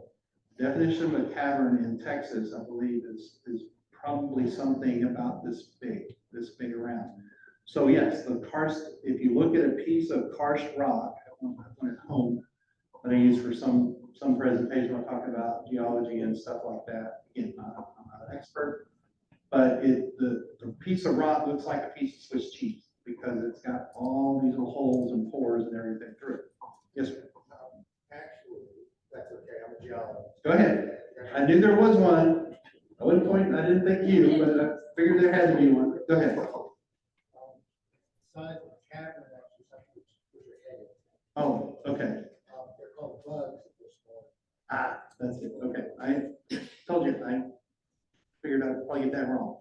So it's okay, I'm listening to the fire. Remember my geologist. Well, thank you again. But yeah, what I was getting at with that is the water in those areas exists underground in those expanses. Here, and I used to when I worked for the city of Houston, I mentioned I did water education. I would teach kids about subsidence. I basically would, take a sponge and fill the sponge with water. And I'd ask the kids, other than the water dripping out of the sponge, if I overfilled it, do you see any water? And physically, you can't, unless you have a microscope and you look at it really close, you can't see the water in the sponge. But if you squeeze that sponge, all that water comes out. That's what our soil is like around here. And when we push that well down in the ground, and we start sucking water back out, that sponge is going to collapse. You've got all that layers of sand, the surface land above it. It's extremely heavy. It's got nothing better to do than sink. And if we poke thousands of holes, we're going to make it worse. And that's what happened in the early 1800s, 1900s, when they started drilling for oil and things up down in the Baytown area, Goose Creek, and so forth. When those happened, I used to tell people, if you really want to see what subsidence looks like, and you don't want to have to go very far, and you want something that tastes pretty good, go down to McDonald's or somewhere and buy you a milkshake. Take the lid off, stick the straw in, and start drinking. You're going to see this cone of depression occur in your milkshake.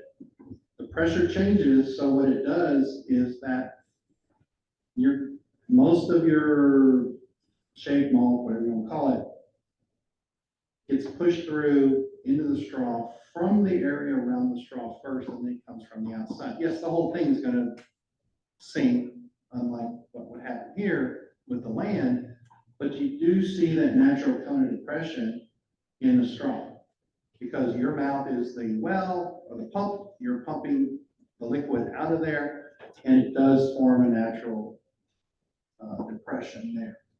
What has happened then is when that natural depression occurs, the land up here sinks. This presentation doesn't go into all the stuff I went in with my other one about subsidence, but I do have some examples. This is the area around, this is the Baytown area here.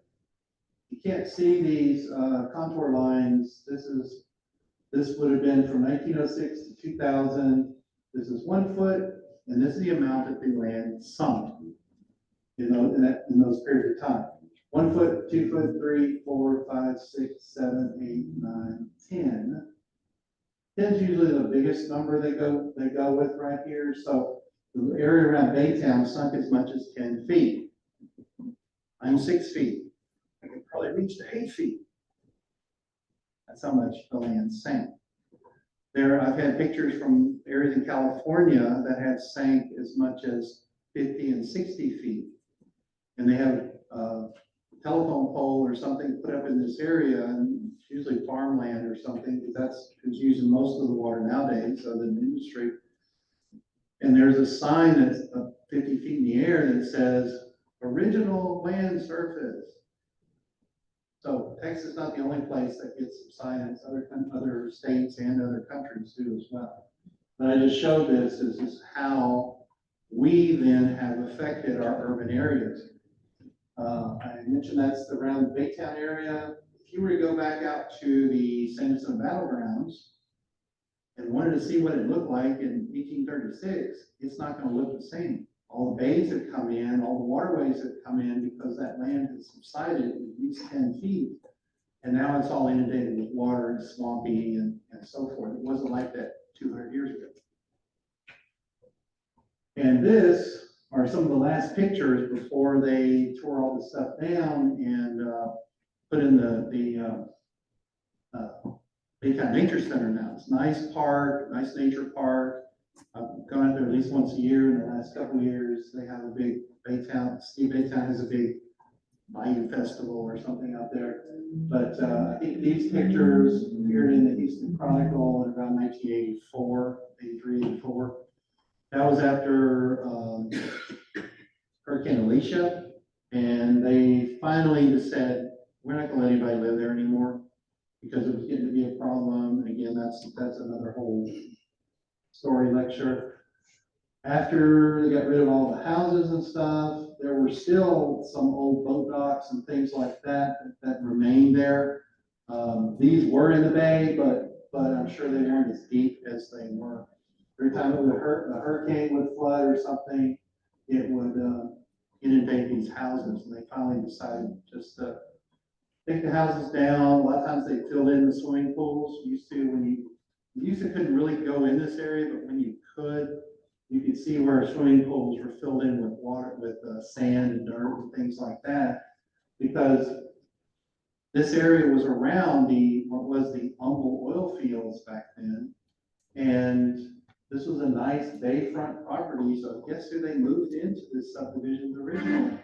The executives from Exxon, until they discovered in the early 1900s where their land was starting to sink, and then every time you got a flood or a hurricane or something, then the land would get inundated with water.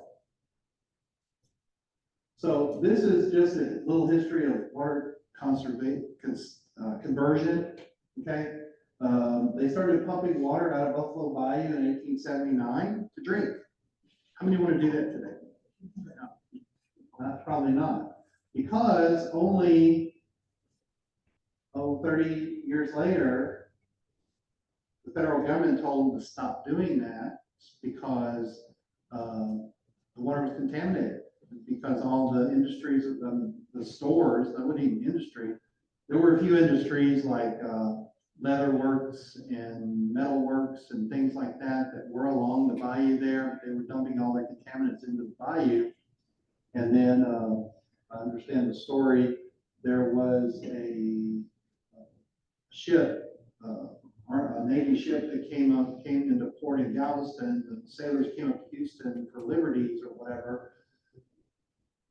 Went to the bars, went to do other stuff, drank the water, and then went back and got on the ship, and then were sick the whole time when they were back on the ship. And they traced it back to them drinking water in Houston. So they finally said, nope, we're not going to do this. The first artesian well was drilled in the Houston area in 1887. So we haven't had groundwater around very long as far as history goes. Then they started recognizing land subsidence because all these oil wells, these weren't water wells, these were oil wells. Because when they drilled oil, they would find water. Typically, they would separate the two because they wanted the oil, they didn't necessarily want the water. And in some cases, originally, they just let the water flow out. So we don't need the water until they figured out they could use it for cleaning and other things like that. Just let it kind of flow. Finally, up until 1926, did they think, maybe it's what we're doing is causing this subsidence. Because we're drilling all this water and oil out of the ground, and guess what? The ground is sinking. They finally knew really what aquifers were in the 1930s. I mean, this is recent history, technically. My life is recent history. We're in the 2024, so we're almost 100 years in the future. But you realize less than 100 years ago, they finally figured out what an aquifer was. Lake Houston was completed in 54, Lake Livingston in 69, Lake Conroe in 73. Then we finally, 45 years later, they decided to put in a subsidence district to help us control that. So that's where your governmental regulation comes in, because you can't do this, can't do that because of various things. So these are just some points to look at, because we've had to do the things that say we did this for this, this for this. It's because we urbanized the area. Now, there can be, oh, sorry. Do I have any questions about any of that? This would have been from Hurricane Carla, one of the biggest hurricanes at the time, just after I was born. Affected Houston very well, but it almost destroyed Galveston. one of the biggest hurricane down there since the 1900 hurricane. Thank you. So there can be green linings to think as well. There is, anybody ever been to Memorial Park lately? Some have seen this. It's really neat. It wasn't finished the last time I went down there because I'm looking for that stuff down. That's why I joined the Heartwood chapter, not the Gulf Coast chapter anymore, because that's usually where they had the meetings with the Arboretum. But, you know, you've got the Galleria area behind us here.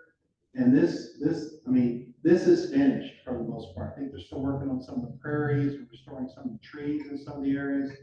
But for the most part, Memorial Drive now goes under, and you've got these natural ways, you've got walkways for the public, you've got natural walkways for animals, things like that. So things are happening to change. It's a 100-acre project that joins both sides of the park because the park was always divided by Memorial Drive. And it's enhanced green spaces, it's allowed for natural movement of wildlife. You know, you've got, comes off in one of their presentations about it, where you've got different, you know, pedestrians and biking lanes, but then you've got animals that can flow and that, you know. Wouldn't it be great if they did something like this up here in Conroe and around Jones?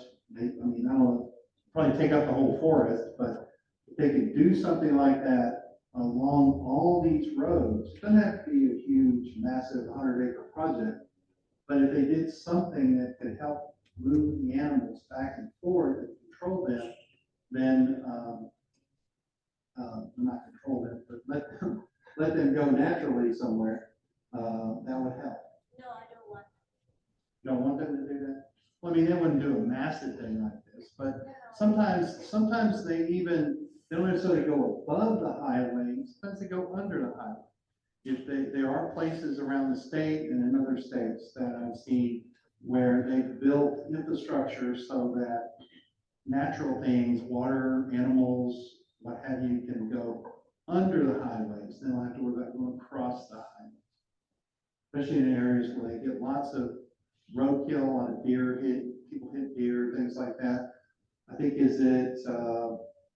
Australia that's done a lot of things very similar to this for koala, because koala were being killed and killed and killed across highways in Australia. In Banff, in British Columbia, they've got an overpass for and they built it very wide. They don't know what to do. They avoid the roads. So I started with the city of Houston in the early 2000s. Actually 99, well, it was 2002 when I got into public works. And when people talked about building a retention pond, if you had a business, the state decided, hey, state, local governments and that decided, if you were going to build a business and it was over a certain size, you had to have a retention pond or a detention pond, whichever, okay? We'll go into the details of what the differences are. One holds water, one doesn't, that's all I'll say. But when they built retention ponds, now both of these are not in the Houston area. I think this one down here looks like it's in some other state. But used to, when they built retention ponds, it was basically a lawn with a hole in it.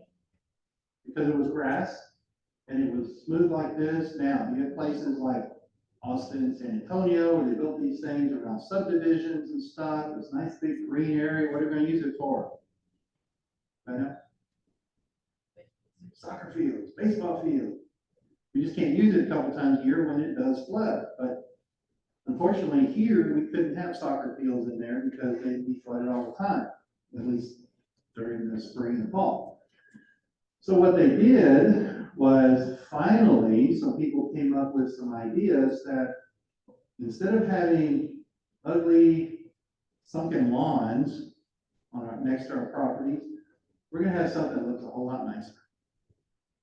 And it enhances the wetlands area, enhances the watersheds. So we had built this detention basin here, Willow Water Hole. If you know anything about the history of that one, a lot of master naturalists helped put some of the things in place here, plant plants and so forth. One of the first ones that I remember knowing about after I became a master naturalist was this one. This is Brace Bayou in Mason Park on the southeast-ish side of Houston. It was completed in the early 2000s, and this has a wetland system in it to where the bayou will run down, and as if it floods, it goes over and runs into the wetland area. There's 3 ponds. One's a trap pond for like catching debris, trash, things like that. The next one's like a settling pond. The third one is a clearing pond. And once it gets through the clearing pond, it runs back into the creek. So the water actually is cleaner than when it came in, because the water was also taken off of the neighborhoods back here and runs through the wetlands before it runs out, because it was a test, number one. They've done a lot of different things now. With the PCEQ was one of their agencies, one of their committees, if you will, was helping put that project in place for this kind of wetland management and to clean the water naturally, is basically what they're doing. So there's your answers for retention and retention ponds. This one is one of the newer ones. This is over off 59 South and Beltway, Art Story Park. Again, this is something the county and county flood control put in place to where instead of putting a sunken lawn, they decided a nice natural area where there were creeks and things. And now a lot of these places, sometimes detrimental, sometimes not. We have beaver that live in there. We have other animals that live in the areas and so forth. And again, every one of these are adjacent to an urbanized area. But it's almost like, hey, it's another park. And I know this one for sure. There's a parking lot. This is when it's not quite finished. There's parking lots, linear parking lot runs along the side of the highway there. And tons and tons of them there in the afternoon, and there's like hundreds and hundreds of cars, people out walking their dogs, and there's a playground up here in the corner and so forth, all kinds of stuff. Even if it wasn't designed by someone, it's still being used. The park that I work at is here for the most part, the Ecology Preserve, and the lake there was dug out in the 50s by the original owners of the property. The county just expanded it and increased the space a little bit more. And it basically is a big retention pond. We don't have, the creek doesn't run through it. It's adjacent to Cypress Creek. There's one area you see where Cypress Creek runs, and literally it's like 20 yards from one side of the lake to the other side of the creek. And in flooding times, when we had Harvey, this all became floodway.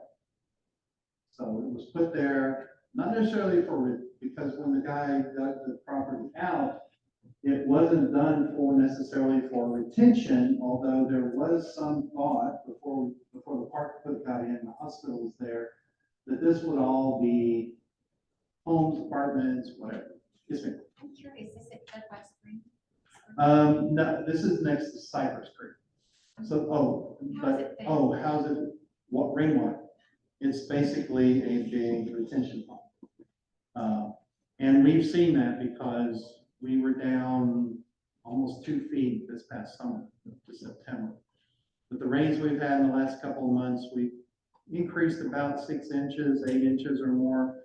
And that's a good area. But there were times when we could put, every now and then we put a pontoon boat on there and you could go from one side of the lake to the other. But that was in the year or so after Harvey, before the rains, the drought and things happened. All right, so I believe, and my thing stopped. Oh, sorry, I clicked. Sorry.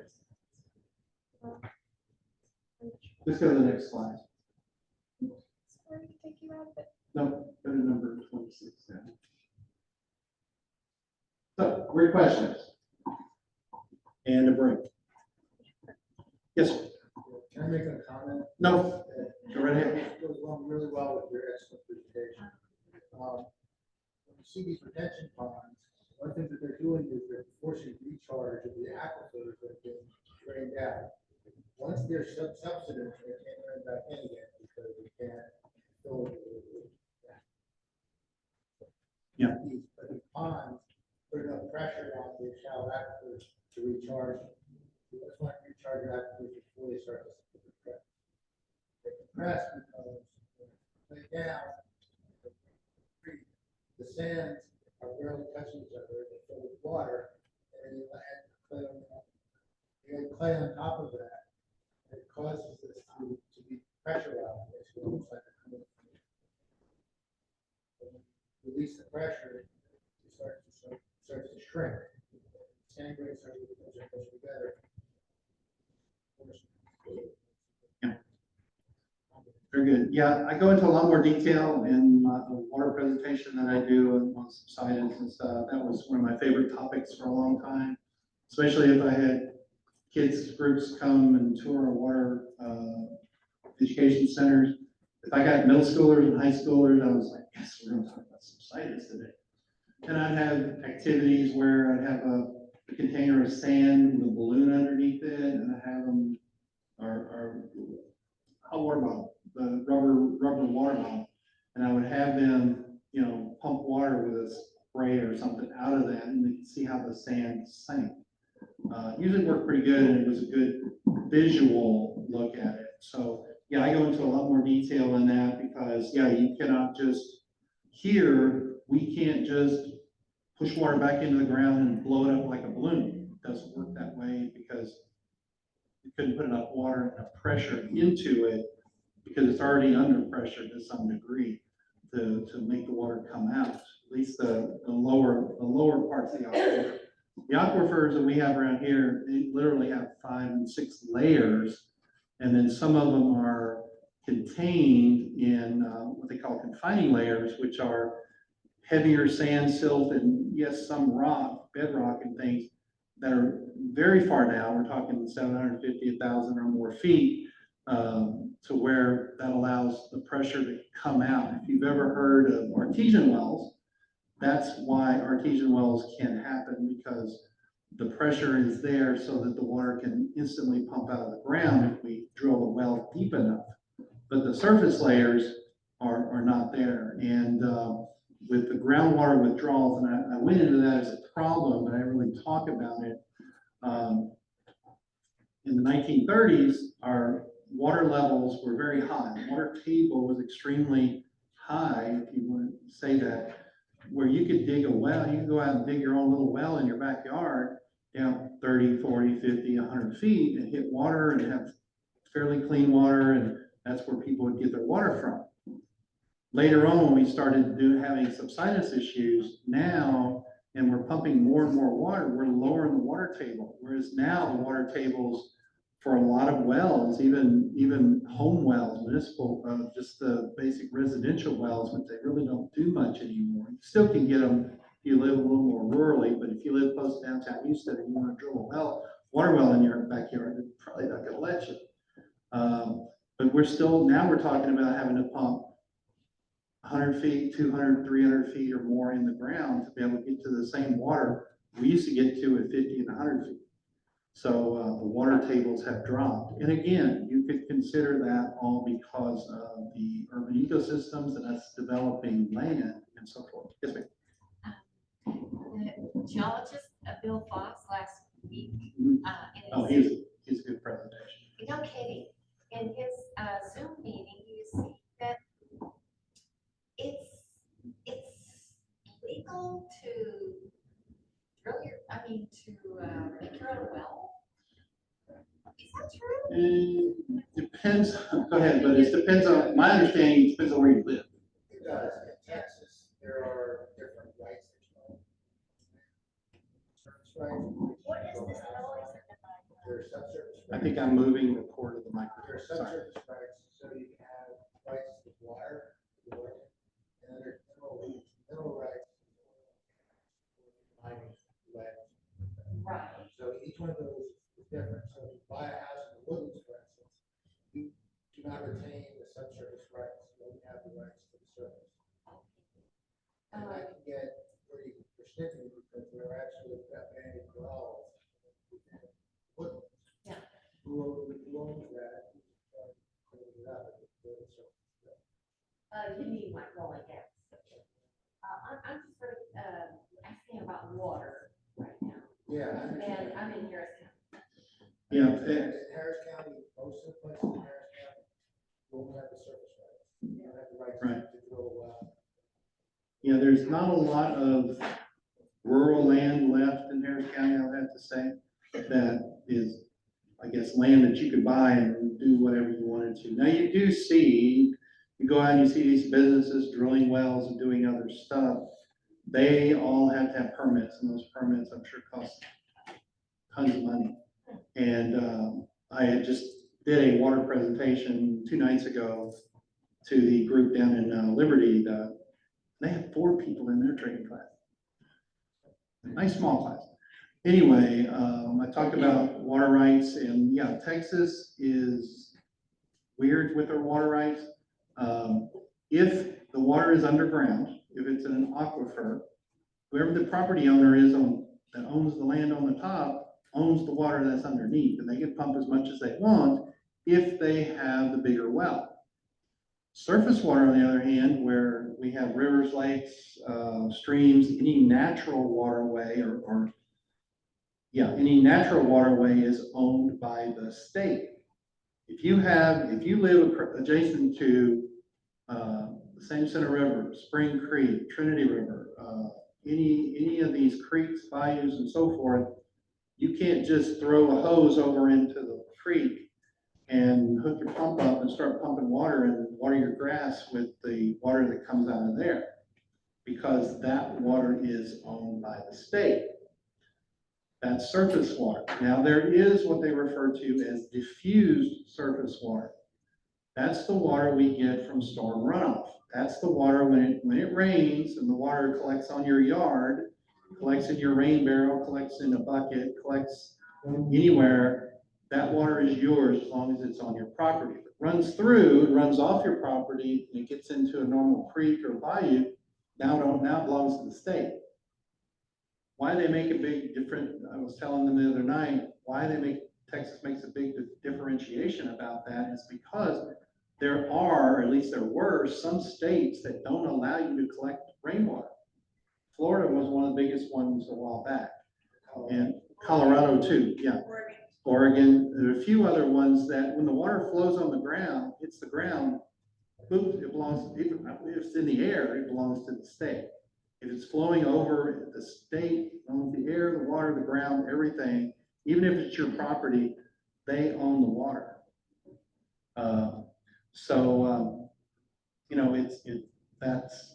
That's just the way it is. You can't have rain barrels and such in some of those states. Where luckily here in Texas we can. One more question. Can we take a break for 15 Yeah. minutes? Yeah. We want to Okay. go ask them questions. Take a break, 15 minutes. Okay. Can move on to what is my second part. Again, I mentioned that, first thing I was asked to just make sure you are signed in. If you came in a little later or something, make sure you're signed in so they can have attendance of you, so you get credit for being here and so forth. When I was asked to do these presentations, I have to be honest, it was really the first time that I've done it, these 2 topics. Although the urban other one was easier because I used pieces of other presentations that I did, kind of all relates together. The one on the law and ethics is like, okay, read the book, looked at the book, saw what's in there, and we're gonna have a lot of discussion. So I don't have a lot of slides on this one. This one shouldn't take near as long, but we can have a lot more discussions about things that, because I know somebody came to me earlier and said, when we get to that topic, I have a lot of questions. I said, good, maybe that'll take up our time. So anyway, when we, as master naturalists, yes, we have guidelines laws, rules, I won't say laws so much, and it's not like they're gonna take you out handcuffs because you know, did something, or volunteered, unless it's truly illegal. They're not gonna carry you out or even do scowl or whatever you call it. So it's really all the legs we stand on. If you look in the book, there's a little graphic of, says master naturalist, whatever, and then it's got laws and regulations as one leg, or laws, regulations, and guidelines, and then it's got ethics. Probably the ethics one is the one that gets a little fuzzy, especially in our current environment. I won't go there for that one. I'm sorry, I put that slide up there. I came into my mind and I went, what do you talk about ethics? How do you do that? Well, we hear about it on the news almost every day about ethics in the world and country, and we're not gonna talk about that. We're gonna talk about what it means to be a master naturalist and what ethics we need to abide by. So, when we're doing presentations, demonstrating something to someone, and the people we are educating, there are certain tools that we do use. We use plants, we use wildlife, we use artifacts from those plants and wildlife. We sometimes get into the history of those things. I mentioned I was in the interpretation group. We do a lot of cultural and historical interpretations. And when you start talking history, people get really behind their history, and especially if you start talking about Native American things, things that deal with the various wars throughout history, Civil War, civil rights, all of that kind of stuff. It gets a little muddled and people kind of start heading to their corners and start thinking about those different things. So it's very interesting how, people, each of us have our own thoughts about various things and how we go about doing that. But we're going to really talk about now is the stuff that we do as master naturalists and how we don't want to cross some lines and stuff to get into political arenas and things like that, to how we avoid those things. So we may have plant specimens, may have skulls, bones, feathers, skins, rocks, fossils. Now, as we were having a discussion during the break back there, we realized how many miles away you said the closest rock would be? You dug it out of the ground? Yeah. So they're not here. Now, if you do go to some historical areas in the county, you may dig things up and find historical elements, not necessarily fossils, but like pottery and other things like that. And that have to be treated a certain way depending on the tribe or whatever, if it's truly a Native American, or it may just be a historical homestead, something like that, or it may be an area where during the Texas Revolution that an army or some people lived there prior to whatever we're using the property for now. Even if it's for a natural thing, you find something there, what do I do with this? Do I collect it? Do I take it? Do I give it to somebody, or just I leave it alone? Most of the time the answer would be leave it alone. Fossils, yeah, go down here. This would be closer. My understanding is down off the Brazos River, probably northwest of here. I remember when my son was in school, he was going through scouts. Go ahead. I think you're talking about the Whiskey Town. Yeah, some of those. Yeah, but yeah, that's as far as like artifacts and stuff. But as far as fossils, my son was going through scouts, and the Museum of Natural Science had a fossil merit badge class that they were doing, and I was like, how are we doing fossils in Harris County? I don't know of too many fossils you can find in Harris County, unless they're people. No, they would take a field trip. You would meet them out somewhere off the Brazos River in, I forget what county now, Grimes County or somewhere way out there. And they would dig up along the riverbanks fossils, because again, this area was an inland sea. Well, not this, a little further east, so a little west and south of here. This was an inland sea, my understanding, and I'm gonna get a correction here in a second, but a lot of shells, a lot of things that were used by Native Americans and so forth. Go ahead. Yeah, so it's a little bit complex in terms of fossils. There's different laws in the United States about the collecting of fossils. So, obviously, I can't remember. River like the Brazos, the navigable waters act, that's what you can collect between the high banks of the.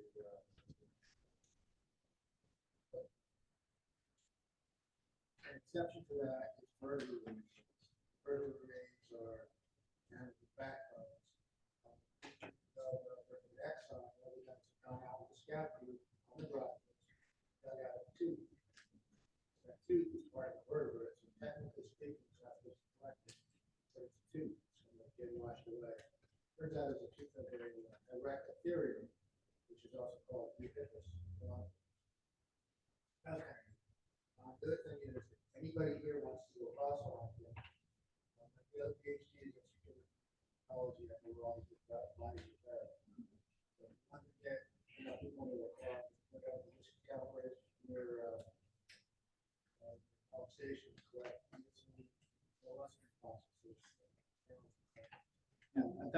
That may be where this Museum of Natural Science group took these kids. It's and that. incredibly possible that you can take the fossils out. Yeah, so, yeah, when you have that field trip, please let me know, because I want to be there. Even though I just got a bachelor's degree, but I had to take science in college, and I'm not a science person. So guess what I took? Geology. One semester was regular geology, and the next semester was historical geology, and that was the two sciences I had to have to get my Bachelor of Arts degree. So that's what I took and loved it. And I'm kind of a fossil nut. I know a little bit. I know what something is, even if you're like, what is that? And I know what it is. For example, my brother rented some property. He was living in a mobile home up in Marble Falls. Nice area for finding fossils. And we went to visit him one time when he was living there, and we walked into his house, and the first thing we walked in the house, the washer and dryer was right outside the living room, the kitchen, whatever, and there were these big rocks laying on top of the the washing machine, and there were these round-looking, spherical-looking things, okay? And I knew what they were, so I'm playing devil's advocate. I walk in and I go, we say hi, we're visiting, and I said, what's the deal with the rocks on the washing machine? He said, oh, aren't those cool? We found those out in the field, because they had 5 acres of land, which used to be farmland, corn or cotton or something. And it was farmland. And he said, yeah, they had them all over the place. These farmers used to dig up they'd run their tillers through the land and get ready for the next crop, and they'd pop these things up out of the ground. And then he went on to say, this is my brother, went on to say, yeah, they're fossilized ram horns. I kind of chuckled a little under my breath. No, they're not. I was like, yeah, they are. They're round. They look like a horn. I said, no, they're not. So yeah, I have a couple of pieces at home that he had on his property. I don't know if he still has his or not, but they were ammonites. Yeah, so prehistoric snail, almost like a nautilus creature, and he had some very large pieces, so they were really cool. Most, again, because of this farmland, most of them were broken up. Yes. Where was this? Outside of Marble Falls. Yeah. Outside of Marble Falls and stuff. But yeah, if if you have, and I'm gonna get into this a little bit when we get into bones and things like that, feathers. But if you know the person that owns the property, or you own the property, then yeah, it's mostly yours. But there are limitations even with that. So again, I have some stuff. My mother, when she was a kid or older, she had one of her uncles, my grandfather's brothers, had some property, again, in the hill country, south of Marble Falls, probably Lee County and those areas, and they would farm the fields and stuff. And they would hit petrified wood. Now, I've walked along some of the rivers and stuff up in central Texas, and I found little pieces of petrified wood that was cool, And it's not something they brought in, with a cement load or gravel that they put down or whatever. This would have been a natural piece of petrified wood. So I thought, these are cool. And my mother had pieces, and I've, since she passed away a number of years ago, I have taken those things with me. So they belong to me right now. I've got 2 pieces that are in my house. I actually took some clear sealant just to make it look nicer and it didn't collect so much dust. Each of them are about this big, square, roughly square, piece of petrified wood.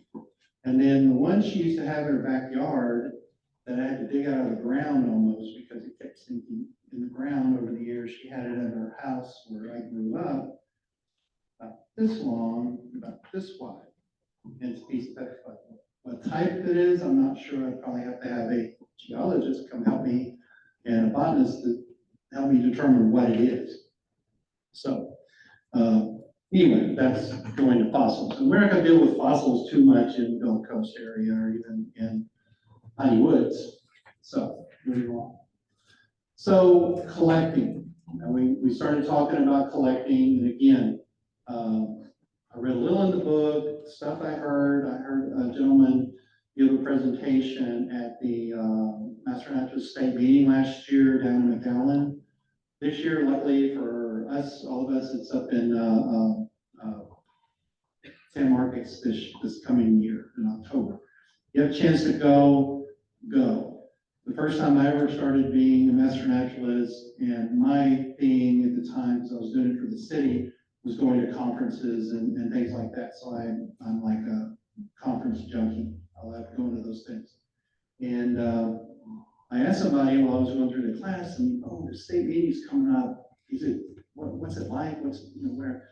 Oh, I don't know. You're still an intern. You're brand new. I don't think you're going to get much out of it. Well, no, just what I was learning in class plus what I learned at the state meeting was just like. I think I've missed 1 year since 2007 that I haven't gone to the state meeting, and unfortunately, it was one of the ones that was held here in Houston.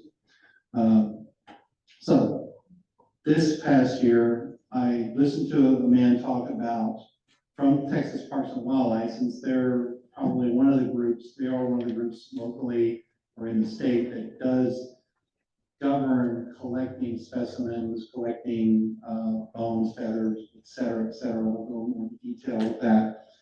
They oversee that. So they also give the permits that are required for some things. So, true or false?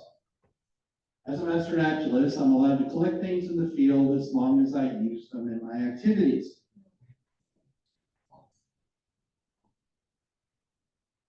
True. False, unless you have a permit. If you work for or belong to an entity, and let's just say that entity is not going to be the master naturalist because they're not going to permit how many thousands of members we have, all on one permit to be able to collect things around the state. Usually, holding of animal artifacts requires permits, generally from either the Texas Parks and Wildlife or the U.S. Fish and Wildlife Service. Institutions you volunteer with will generally hold these permits. So if you volunteer for an agency, an organization, a county, whoever, they will generally have those permits. So if I kill a deer, I can't keep that Okay. deer in my home. It's a whole nother one. That's not, you walking through the park, you're walking through the forest on a hike or something, and you see a deer carcass laying there, or a dead rabbit, or whatever, and it's already down to the skeleton, can I collect it? Is kind of what I'm getting at here. Generally, no, although if it's on the property that belongs to that agency, that organization, get with the people there, leave it there, identify it, you know, get all the kids that are with you, go, ooh, cool, or ooh, gross, or whatever, and then get with the organization and let them make that determination. If they say, you come back in 3 weeks or a month and volunteer again, and you go, oh, remember that deer you found, or that armadillo, or whatever you found, here are the bones for it, and now you can talk about it. And you can talk about it in the nature center. You don't have to worry about going back out into the park and finding it again. So technically, or yes, you cannot pick up these things unless you have a permit to do so. Typically, the state, depending on what you do and what job you might have, actually career paid job, they probably won't give individuals permits. They give permits to an organization, to an individual person at an organization. For example, I work for the county.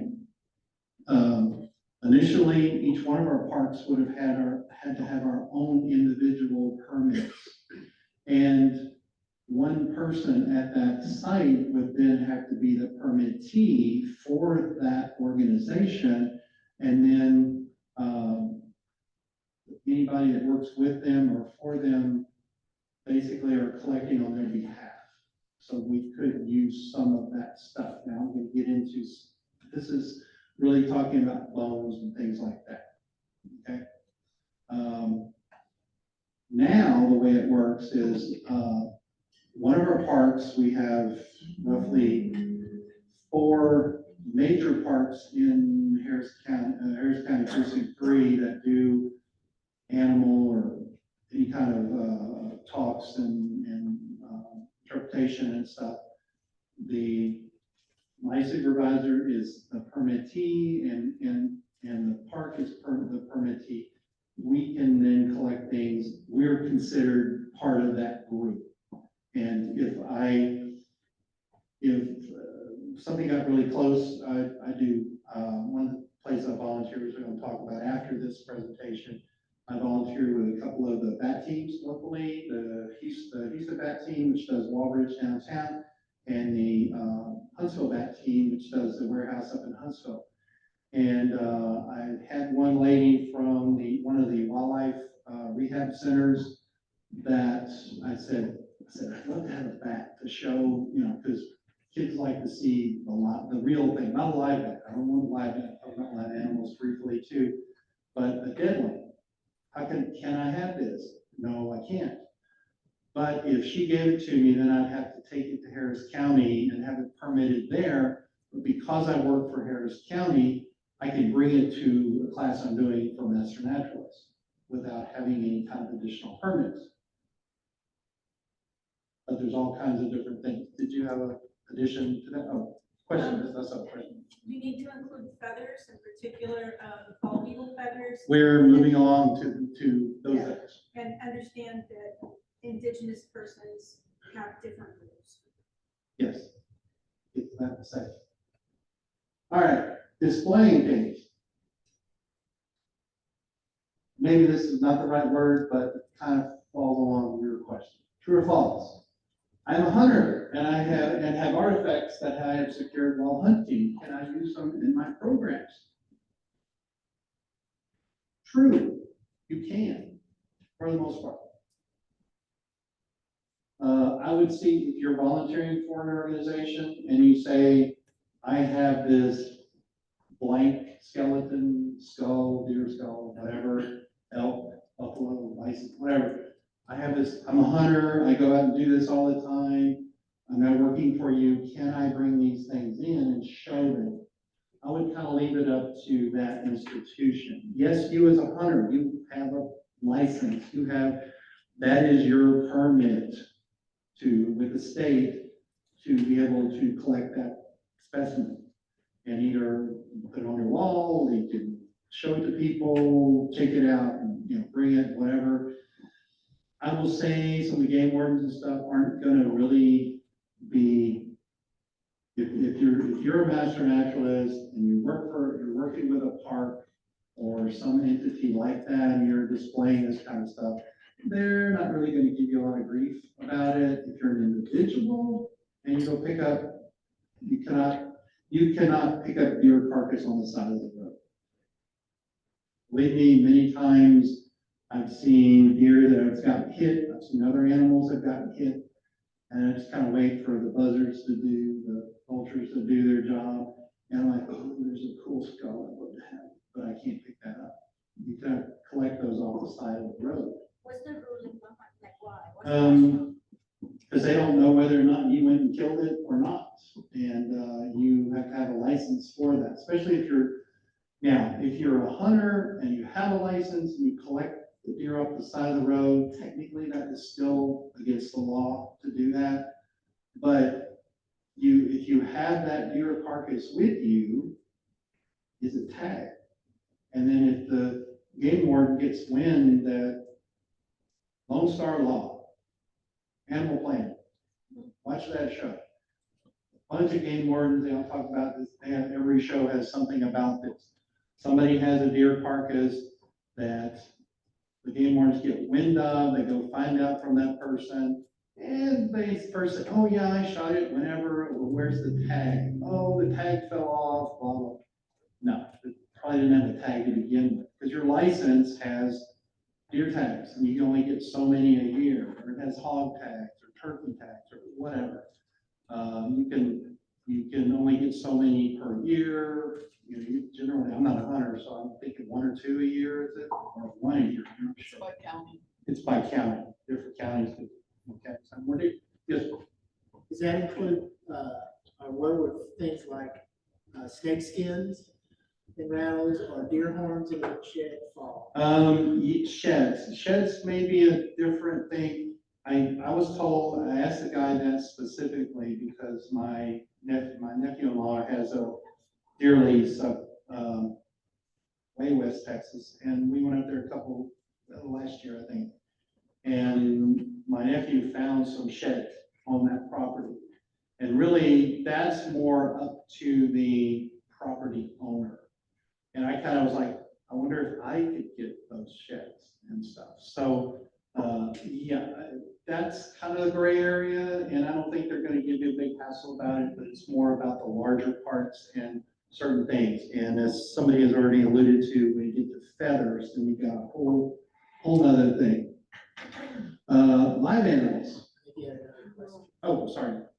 One of the things I would suggest if you're a hunter, after you're done processing, keep that tag if you did take it to a processor, and keep it on the back of the horns long term, because that proves that when you took it, you were licensed to do it. The other thing is if you're on someone's land, landowners typically can get their own tags from the state. Keep that tag with your horns in case there's ever a problem. Thank you. I can use wild animals in my programs. True. If either the organization or you own the animal and you have a permit to hold that animal.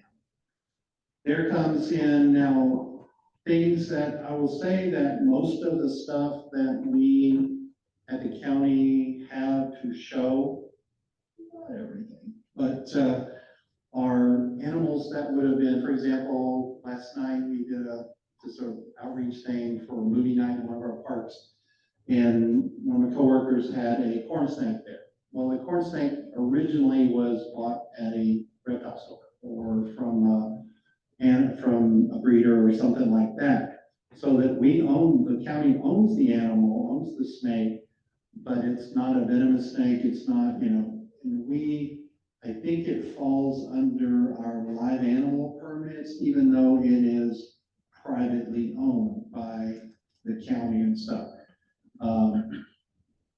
Somebody was mentioning to me, and I'm gonna look into it, I'm also in charge of, as vice president, in charge of the programming for the meetings and that in the future, and somebody brought up to me about, the guy that does snakes and snake identification. More likely, if I invite him to be a speaker at one of our chapter meetings, he will bring snakes with him. He probably has permits that allows him to talk about these snakes or hold these snakes,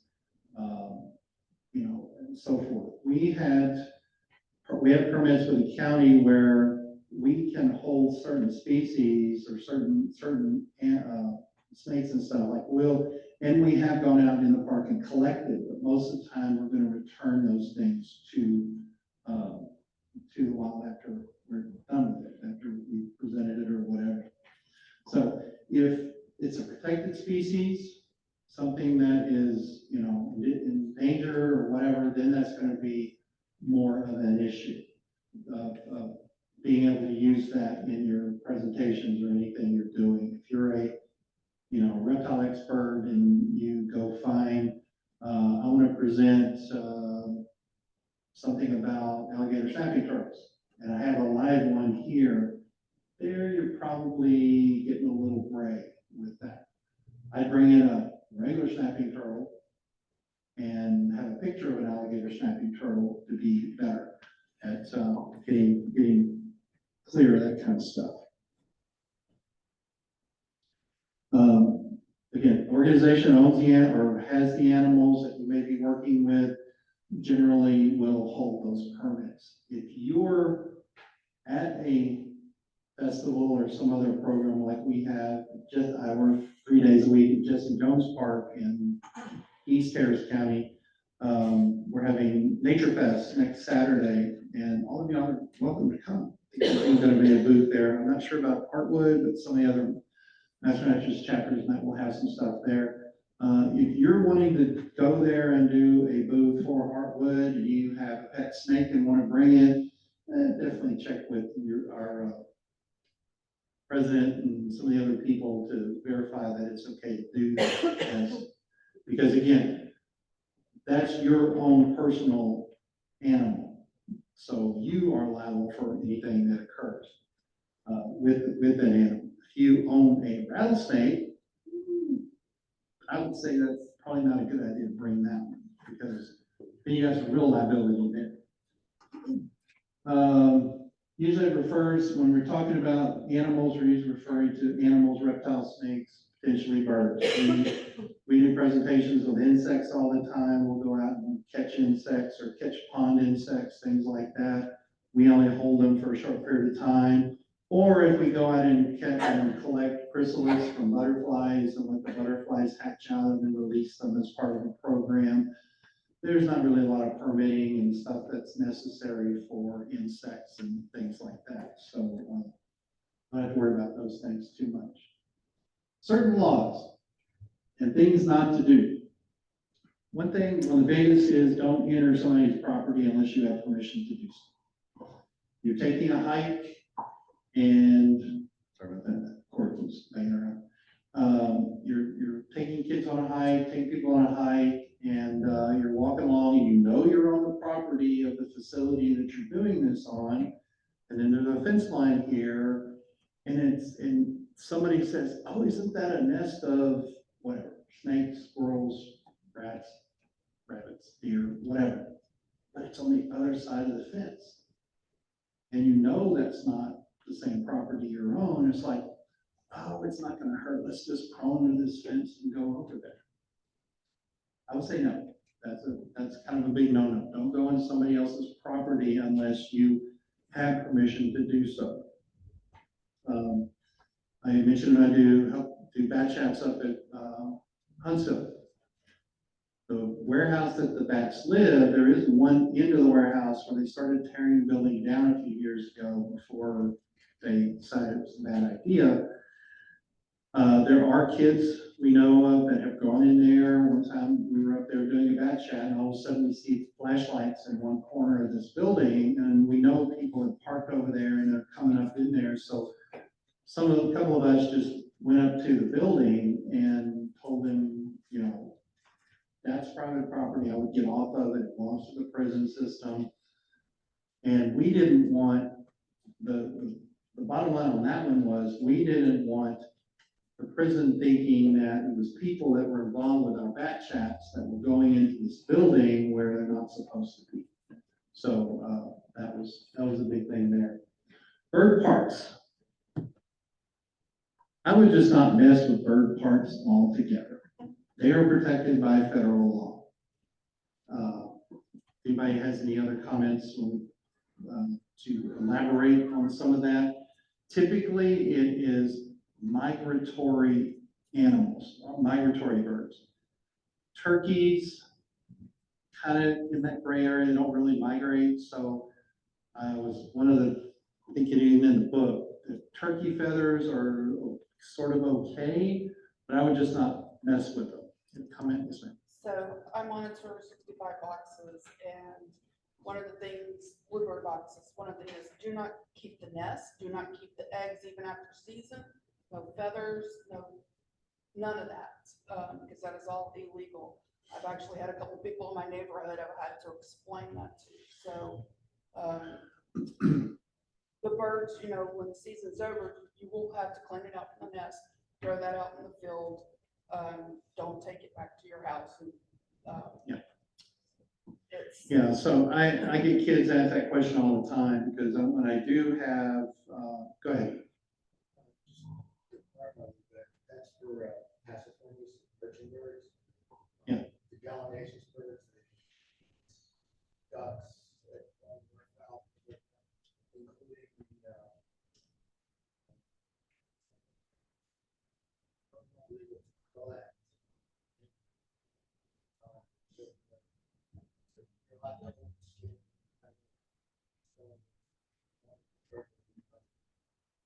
Okay. Yeah, there are so many, and even the book doesn't relate necessarily to that. It doesn't talk about that specifically. So you really have to get down. And then when you get into birds of prey, then you're even reaching another caveat of potential permits and other issues.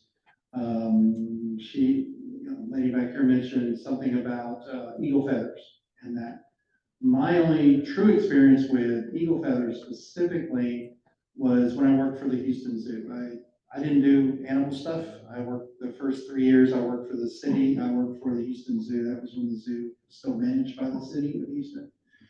And I was just working in management operations. So I was in charge of the ladies at the front gate. So all the questions that came to the front gate, I came through me usually. And we would have people that would approach the front gate sometimes and want to talk to one of our animal curators or whatever. And, I want to know what they were talking about. So I could tell the person not just to send them up here on a wild goose chase or something, pardon the pun. Why are you here? What are you here for? Oh, I belong to so-and-so tribe and I have my permit. And we come every so often to collect eagle feathers. Like, oh, you do? I didn't know that. Because this was, again, my first experience with it. So I called the animal curator, and this is before I became a master naturalist. So I didn't have a clue about any of that stuff. So I called them and I called the bird curator and I said, well, these people are up here. They claim to be part of this group and they have this permit and they say they're here to collect eagle feathers. That was my question. And okay, yeah, we'll be right up. Well, afterward, I got to know all the animal curators because I was part of the management team. And I asked, what's that all about? What does that mean? And, you didn't have all the TV shows where, talked about indigenous peoples and they said, yeah, some Native American groups or indigenous peoples groups have permits with the federal government that they can collect a certain amount of feathers a year. They come directly from bald eagles and other birds of prey. Mostly the bald eagles are the ones that is probably the biggest federally protected. Not only is our national symbol, it wasn't endangered, it is an endangered bird at some point in history, and only they could collect it. So that was my first thing. Now, I have gotten in my backyard several times. There's tall pine trees behind me, and I've had hawk feathers. I know they're hawk feathers. I've had the passerine birds, the little birds, the ducks and stuff fly over. So I'm like, okay, what feather is this? Whatever. And it's kind of neat having a class on how to identify this stuff. We used to have a gentleman who, for whatever reason, probably didn't have the permits and do stuff. He kind of, I think he was a former university professor, maybe he still taught or something, but he would go up and down Cypress Creek, and if he would find animal artifacts, he generally brought them to us. Sometimes a good thing, sometimes not. My supervisor at the time started collecting some of these things in boxes and stuff, but we never really used them. She had a thing with feathers. She wanted to be able to identify those, so we could show those out, and then we would then either dispose of them or give them somewhere else. When she left the county and we got into this new permitting issue with the county and one person over it for the whole county, my supervisor, my now supervisor, took those feathers, and I think they ended up getting disposed of because we weren't supposed to have them, basically.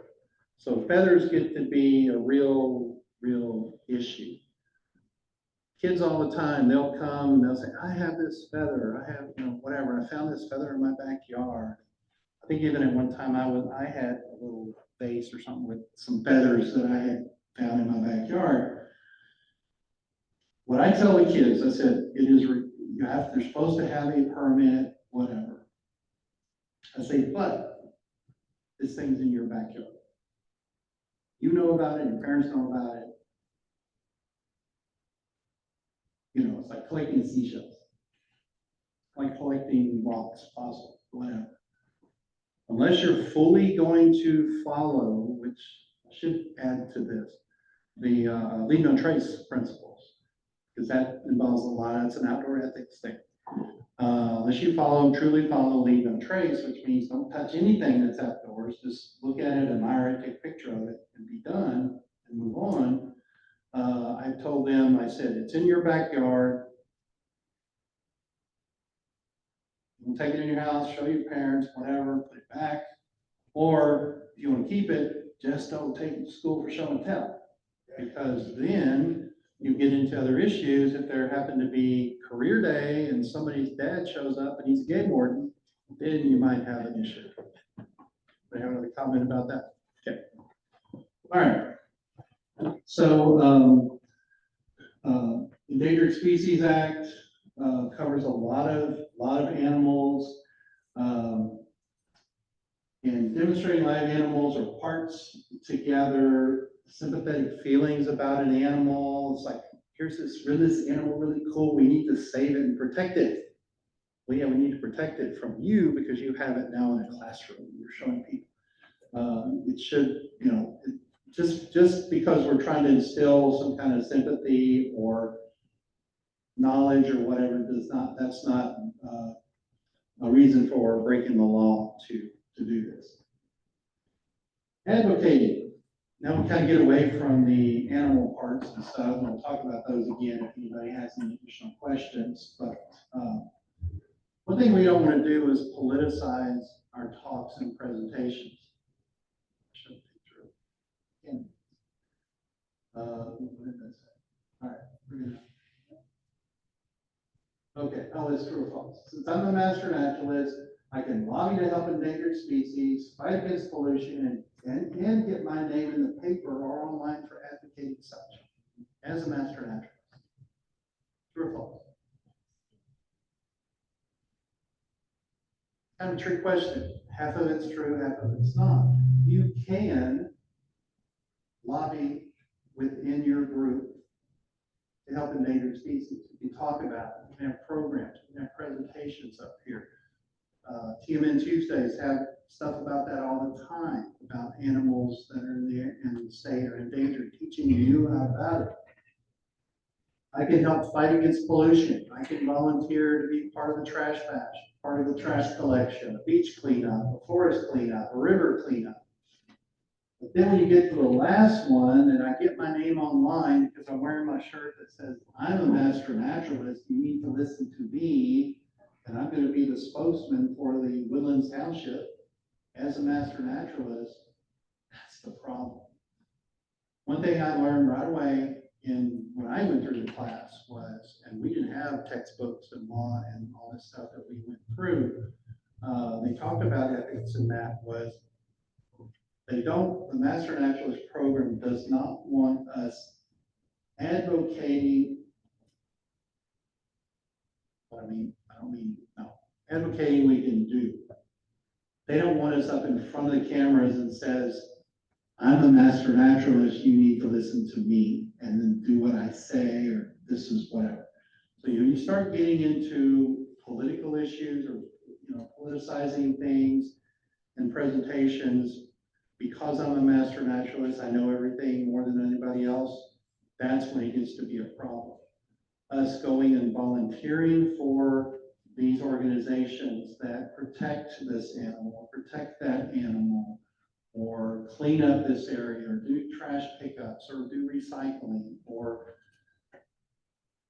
deals with global warming, things like that. Us learning about it, us working with our organization to do it, but there's certain parts that if it crosses the line to where, your picture's in the paper or online or on the 9 o'clock, 10 o'clock news that says, Joe Smith, master naturalist, says we need to protect the environment. That's wrong. That is false. We as citizens have the right to protest against injustice. We can hold rallies. We can carry picket signs. Just don't do it wearing your master naturalist shirt. As a master naturalist, we do learn a lot more than average citizens do about the environment, about animals, about everything else. So we can have more ammunition as a private citizen to teach those private citizens what they should do better, what they should do. However, we should also be teaching others about our resources and what they can do to protect them, but not necessarily being out there in front of people going, yeah, I'm a master naturalist, I know more than you do, you need to protect these animals because that's who I am.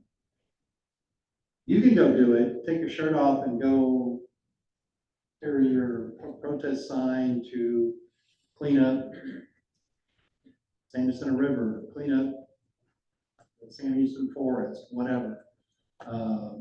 There's a dumping going on. We're not going to form a group of master naturalists to go out there and stand around and block the bulldozers from taking down the trees or whatever. We might go out there and do a presentation to help out. For example, it's a very good one. This comes up with our bat team in Huntsville. There are over 750,000 to almost 1 million bats that live in the warehouse in Huntsville.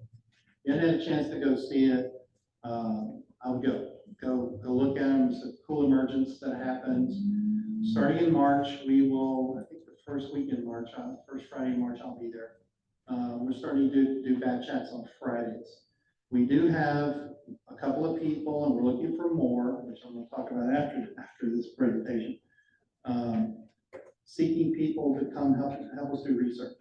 And what we're doing research on is, and we've been doing it since January, to see what type of weather, rain, cold, hot, sunny, whatever, sunny at night when the bats come out, but what type of weather are we having, how windy is it, what are the temperatures, are the people around, what is the environment like, so we can see when the bats come out, when most of their emergence dies down, what timing is that, all the temperatures and everything.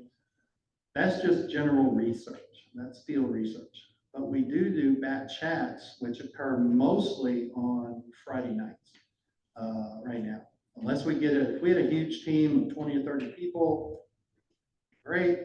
Then we do Friday, Saturday, and maybe Sunday, or other days in the week, and do bat chats throughout the month. But right now we're only doing Friday nights. What we've gotten into is The thing is, with the bats, Texas Department of Corrections has wanted to, or can't say their alphabet soup, but they have been wanting to tear the building down since sometime in 2015, 2016. Because they want parking space, they want other property, whatever, to do other things for the prisons. When they started looking at the building had a fire. The building was built in the 30s. The building had a fire in the 90s, late 90s. The building became partially abandoned. They used it as a warehouse. Subsequently, they finally moved out of it completely. It's sitting there completely abandoned for probably the last 30 years or whatever. Slowly over time, bats started moving in. A few moved in very beginning after they abandoned part of the building. Then they slowly have moved in, and the numbers of bats have grown and grown and grown. What they tried to do was they were trying to see if they could exclude the bats, or they boarded up windows, they closed off part of the building, they tried to exclude the bats. They built, if you go around the building, on one end of the building, there's like 6 or 8 bat houses that they built. They look like storage sheds on 12-foot stilts. And they did everything right, except the inside structure, where the little crevices are where the bats would live in a normal bat box, if you will, wasn't built correctly, or wasn't done the way they should have done it. And you're saying, why would they know how to build it correctly? There was a similar situation that happened at the University of Florida, I believe, and they did the same thing. They built these houses outside, they excluded the bats. The bats end up eventually, after a few years, end up living in these boxes and do fine living in them, and they abandoned the building that was on the property of the university, which also was in a fire, and they moved on. So lately, what's happened is there's this, once the prison system told Parks and Wildlife, which advocates and oversees all the animals throughout the state, and bats are a protected species, that these bats were there, they said, we want to tear the building down, how do we get the bats out? And they said, you don't tear the building down. You try to exclude them, you try other ways, but they haven't come up with a feasible way to do it that's cost effective. So there's a kind of a stalemate right now. So what we're doing as a bat team is we're doing research to see when the bats are there, what time of year they're not there. So if they get to the point in the future that they can figure out a way to exclude the bats and then want to tear the building down, we will know from our research. By then we'll have 2 or 3 years of research, knowing when the bats are not there, or the majority of them are not there. Most of these bats, because we're so temperate in climate down here, the bats stay there year round. Most of them, a lot of them are there year round. Not most of them, but a lot of them. A lot of them do migrate on to the south.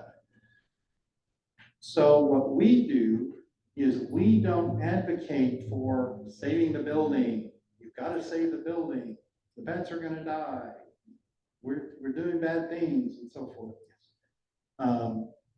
Anyway, we are there simply to do research and to share information about what kind of bats these are and so forth. And we don't really get into the ethics and the political part of why we shouldn't or shouldn't tear the building down. We don't care. We just want the bats to have a nice place to live. And whether we find a habitat for them to live or build something else for them to move into in the future, we'll see. All right. Actually, it's one of my last slides. So, everybody, who knows who Aldo Leopold is? Most people. Yeah. He was a naturalist way back when, and he wrote a book called Sand County Almanac, and it was kind of a predecessor to a lot of these environmental rules and laws and the way we as humans feel about the environment and so forth. So he wrote this book, and a couple of his quotes out of it It says, he came up with a land ethic. The land ethic expands the definition of community to not only include humans, but all the other parts of the earth, as well as souls, waters, plants, and animals. The land, in a land ethic, the relationship between people and land are intertwined. Care for people cannot be separated from the care for land, which then includes all the animals and such. Thus, a land ethic is a moral code of conduct that stems from these interconnected caring relationships. And basically, when we see land as a community to which we belong, we begin to use it with love and respect. So, with that, we just, again, we advocate for wildlife, but we just don't, do it in a way that sheds light on us as this is who I am. I'm a master naturalist. Listen to me. We're doing it for the environment. Can I get on TV and talk about wildlife, the environment? Yes.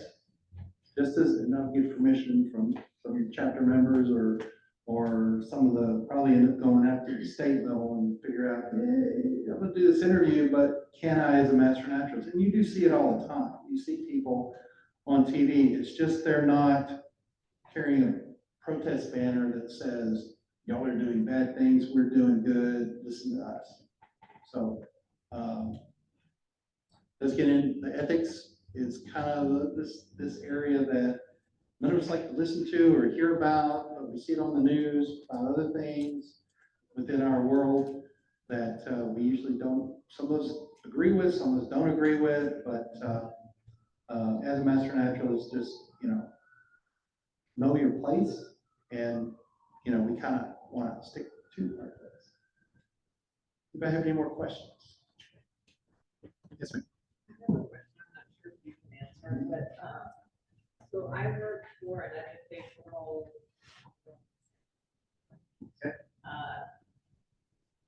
But I work in an old museum that has been abandoned, and there are tons of museum quality things everywhere that no one sees or uses. 50 years of files, which I don't, and we're not sure what to do with everything. The buildings, like. Yeah. I'm familiar with a few of those type places around. I'm not sure about the one you're talking about, we'll talk later. But that is, it's kind of a gray area. I would say, does that organization belong to a larger entity that still exists somewhere? You may have to get resources from them. For example, and it may not be the one you're talking about, but there was Cleadwoods in Harris County.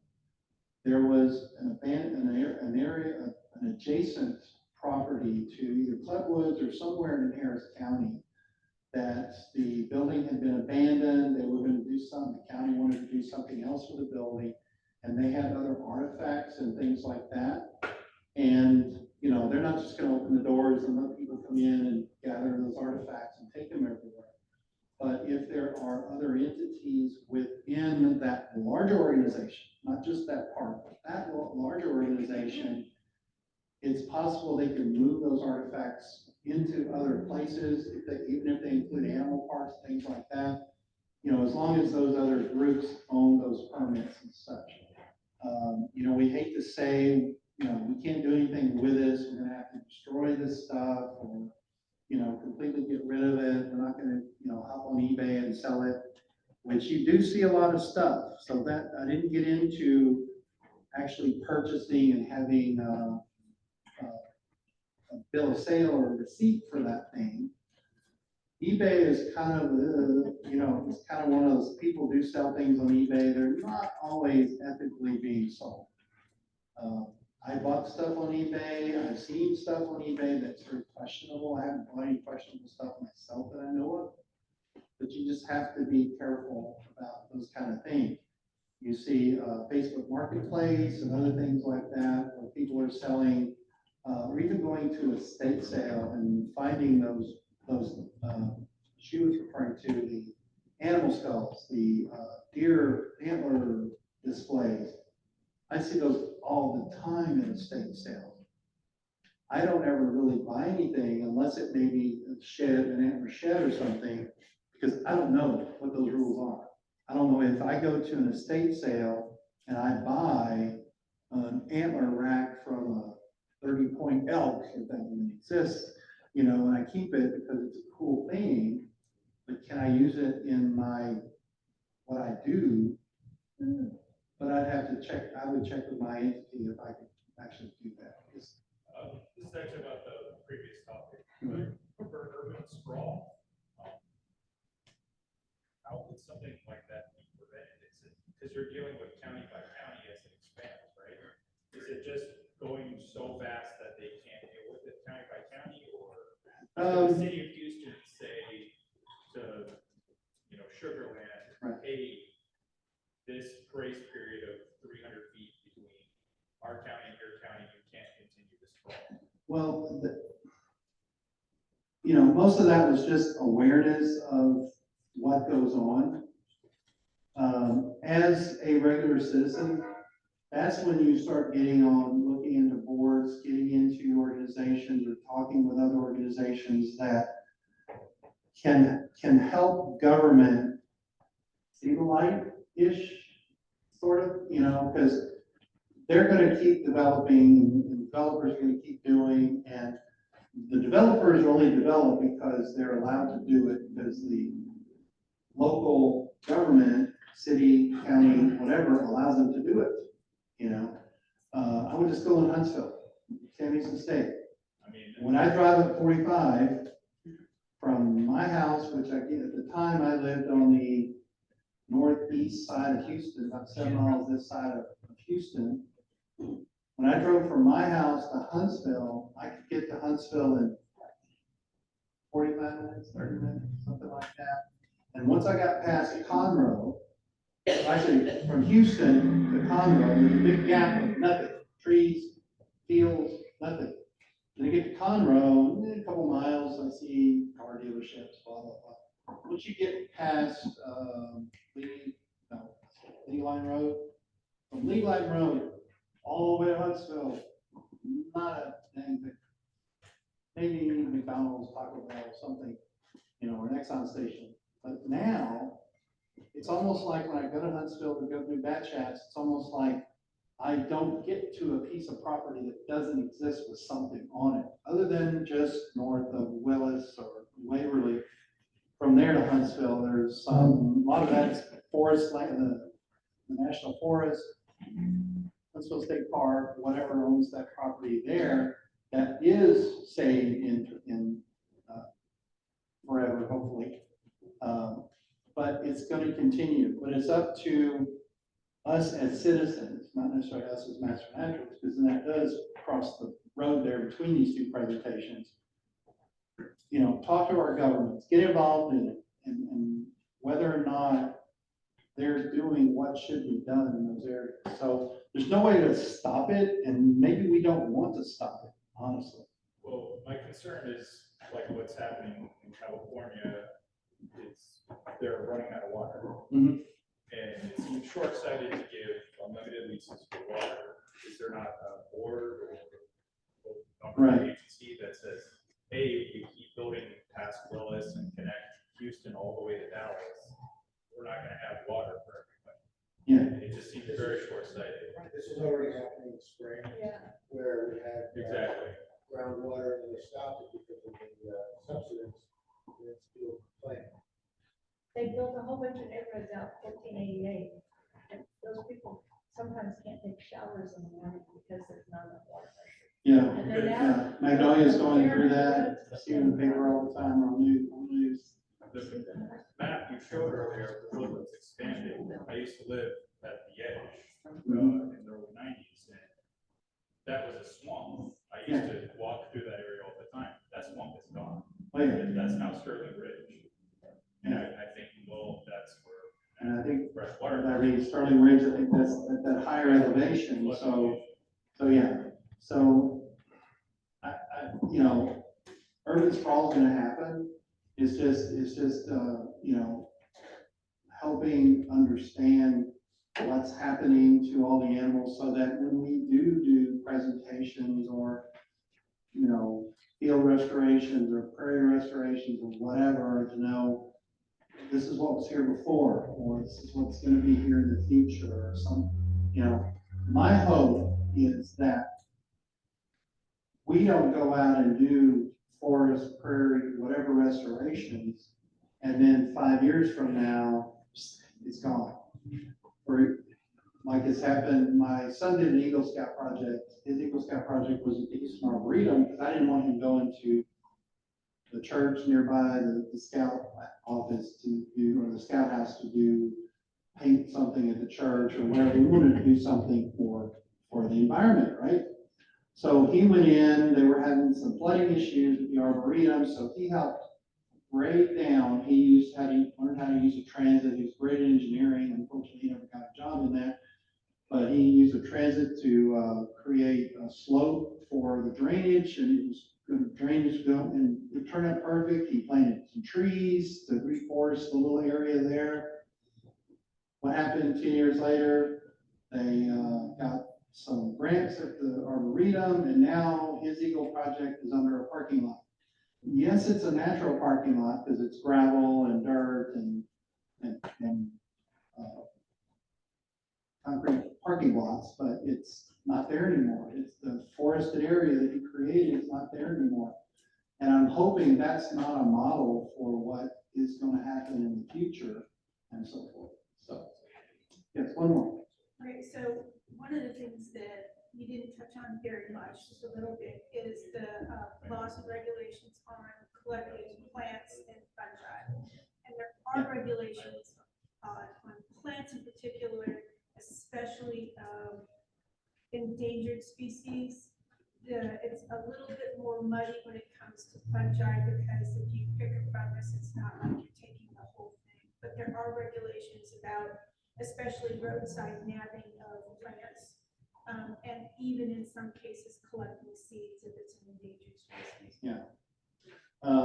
Yeah, there's not a lot in the book. There is some things I would say on some of the on page 708. There's a list. I was going to go over some, but I'll let y'all read that on your own. There's situations listed and what the suggested best course and legal thing for that is. Yeah, plants are something, as I said, this is one of the first times I've done this presentation, so I'm going to look up and do some research into plants. That was more, I know what Mark Warburg had said the other night, there are certain places that you cannot collect plants, even for foraging and things like that. And he says, fortunately, unfortunately, however you look at it, in the state of Texas, roadways, it is legal to forage along a roadway because that's the way it's been historically. Because when he said, and those who were there remember hearing him say it, the roadways used to be wagon trails and horse trails and such. And when those animals would walk along those areas, they had to forage for themselves to eat sustenance so they could continue their trips. That law has stayed in the state of Texas. Now, going onto people's property where you don't belong or regulated, posted properties, no trespassing, whatever, foraging things there. And he talked about a few other places you cannot forage. I have to look more into that. And when I think of foraging, I also think of collecting plants for, putting this plant somewhere else or for your own use or whatever. You need to look at those guidelines as well. I didn't really go into animal stuff very much. I did talk about the main ones I know. There have been, I think, Kim and Tuesday talks about some of those laws and stuff, the way the state looks at it. And there's a lot of information online too. You can decipher what's online. A lot of times it's hard to, you read that and you're like, what did I read? So, all right. Well, thank you all. I went yesterday down to Huntsville State Park and I was helping clear because they're getting ready for prescribed burn. And So he was like, remove these leaves. And I said, oh, if you have a bag, I'll put them in. And he's like, no, you can't do that. It's against the law to even pick up like a dead leaf, even though they're about to be just described burn. That you have to leave everything in the state park.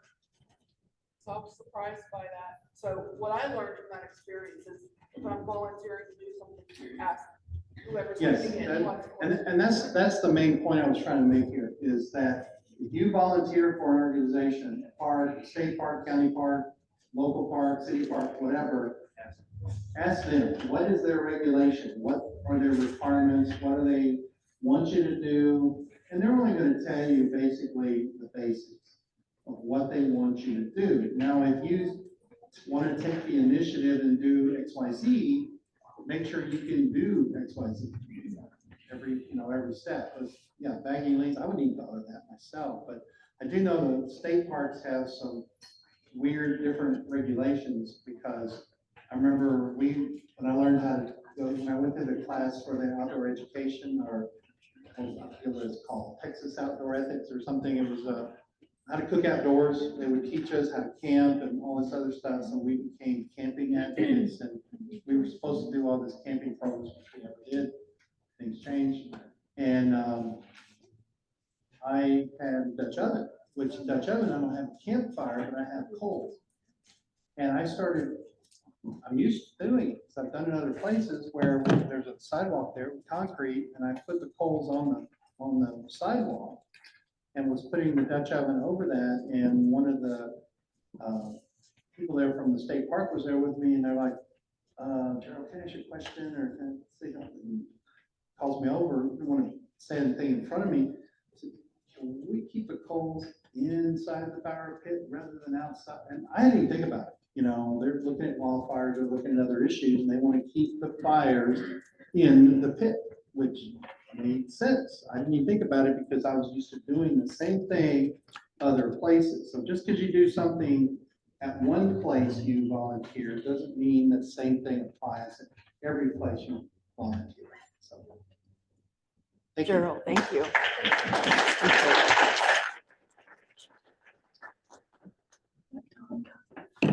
So we still have, did you turn it off? Oh, yes. That's right. So we still have a few things to do. Tom is going to come up and talk as class representative of for volunteer opportunities, etc. And then we have a few more announcements after this.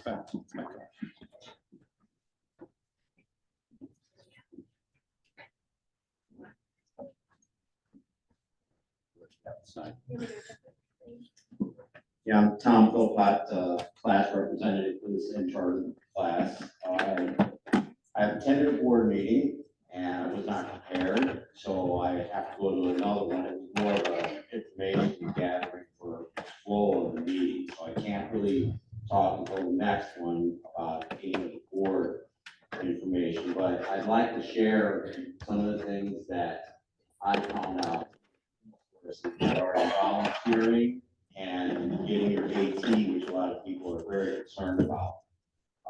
If you have not signed up for the bulletin, which I think you can do it right here on the website, or the Heartwood chapter website, please do that, because there are links that show you volunteer opportunities and AT opportunities. And one of the best things that I have found so far is you're going to get volunteer and AT is attend the chapter meetings. Because the chapter meetings they're once a month, correct? Yes. Yeah, so like you mentioned Dr. Voderberg for the foraging. That was our last class. And then our good friend from the Bayou Land Conservancy, or former Suzanne Simpson was the previous one. You get AT and volunteer time for attending those, and they're very informative. I have Dr. Voderberg's foraging book and bought some of his products. So you learn a lot at these facilities, or at these chapter meetings. The volunteer stuff I know is difficult also for some people, because some people can't volunteer during the week. I'm gonna get myself, 90% of my stuff comes from Bayou Land Conservancy, but I know that's not possible for me. We're do committees, land monitoring, survey, annual preserve monitoring, trail work, stewardship. The Spring Creek Nature Trail is 3/8 of a mile from my house. So I'm on that trail all the time doing steward work, educating people on the property along the creek. So that's about it. I would highly recommend coming to some of the board meetings. They've been off of 242 in the Woodlands campus of Sam Houston. I think it's Sam Houston. There's many more facilities there. But sign up for that bulletin as well, and you will see. And we also have the calendar as well, that if you click on it, you can play around with it, and it'll show you a list of opportunities. But then you can also change the view. There you go. And you can go and see chapter meetings, break it down, new training classes, volunteer opportunities, and you click on one of those and it'll show you back again. And sometimes it'll give it into a list when it's like volunteer opportunities. This board meeting and this chapter meeting. That's correct. Yeah, they're two different things. The chapter meeting is essentially all the master naturalists, either in training or already master naturalists, who come together, get a presentation, and you talk about chapter business, about new things that have happened in the chapter or new opportunities. The board meeting is completely different. That's. And everybody's invited for the board meeting or just? Yes, Mhm. yeah. The board meetings, right? All of our board meetings have been virtual, so they're not in person. We did have an in-person one at the very beginning of the year, actually the end of last year, just to, like, I was new on the board, so they just kind of filled me in on what the board does and all this stuff, and we got with all our committee members. But the chapter meetings are virtual.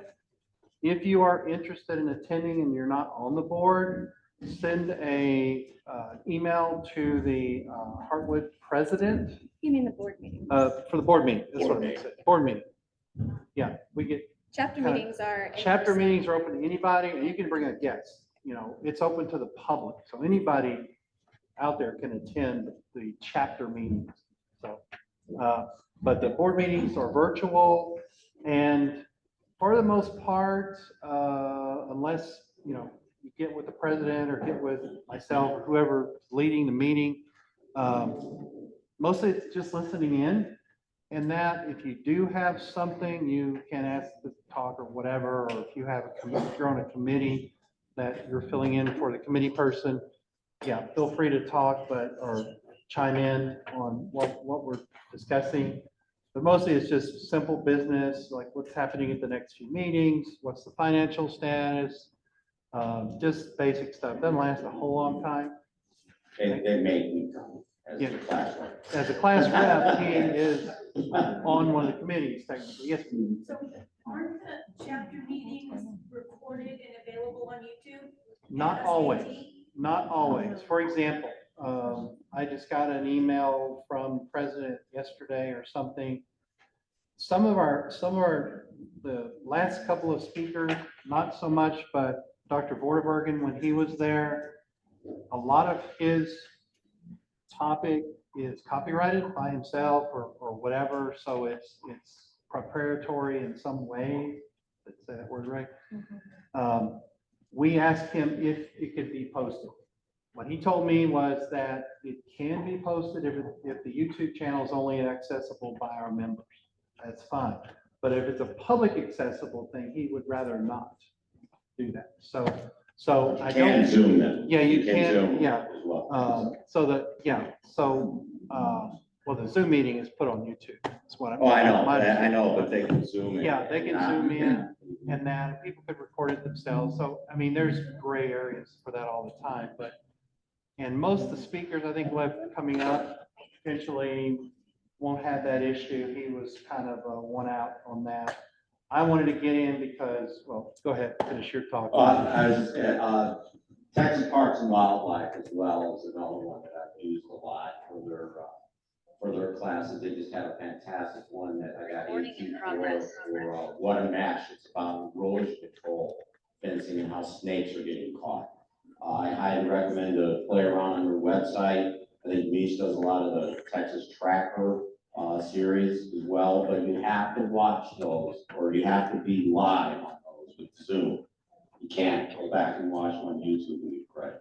So, and I guess that's Rebecca and Jay set up the Slack link for us. So if you use Slack, you can get in there and communicate with your fellow classmates. So that's about it. Any questions?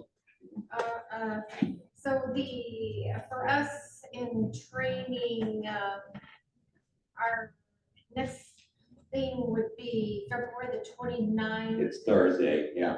At 7 p.m. Yeah. And not 8 a.m. like it says. on And it's a the- Zoom only, I believe, if you look over there. I think it's Zoom only. For what time? 7 p.m. 7 p.m. And it's a 2-hour.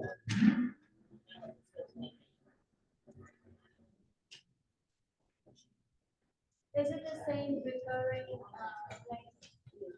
Yeah.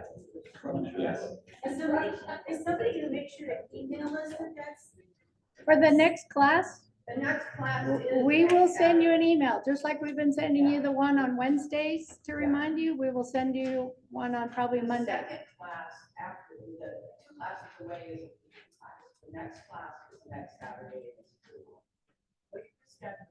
So the classes, the schedule.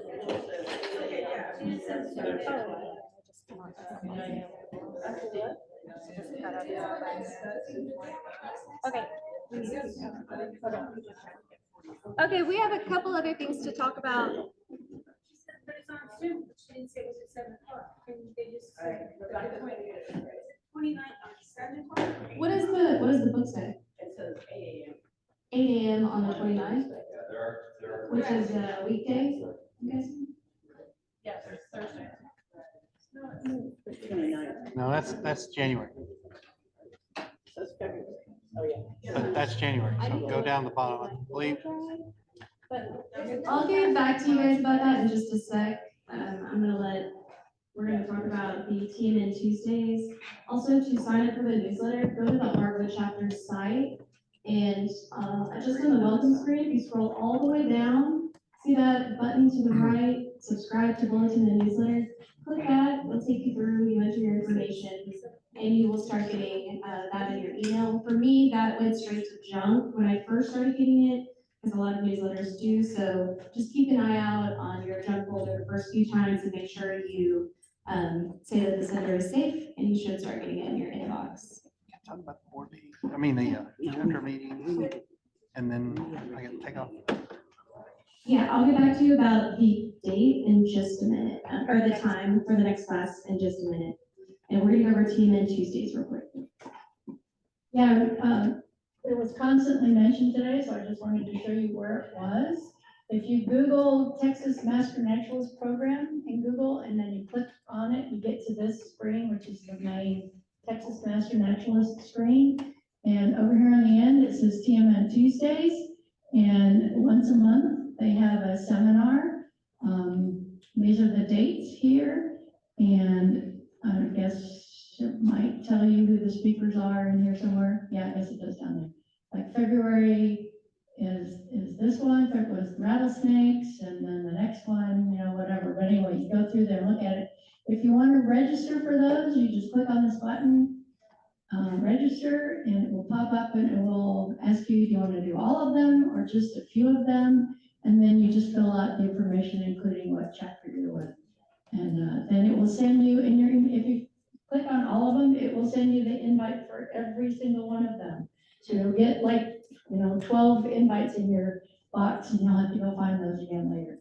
The other thing I wanted to show you is under here, under 4 chapters, if you click on email listserv and you join the listserv, you sign up for that. What that does is it gets you on the email list for the Texas Master Naturalist. So Mary Pearl Muth, I think is her name, sends out constantly, hey, here's a seminar that you could go take, or hey, here's the Learn to Bird class that's 3 days long around Uvalde, you could go sign up for it, or hey, we have a job opening in such and such a place if you need a job.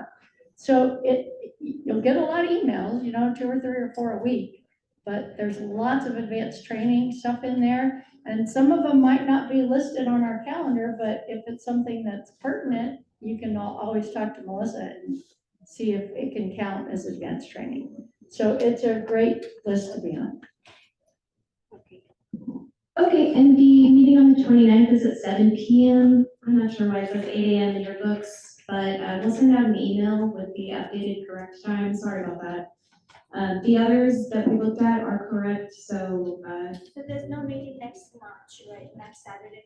I don't think so. No, this is on the 29th, which is a Thursday. Thursday. No, like next Saturday, we don't have a meeting. No. Yeah, March is a busy month for a lot of organizations and people, so we just decided to kind of have a break until March 21st is the next meeting, and that's another evening meeting. Yes.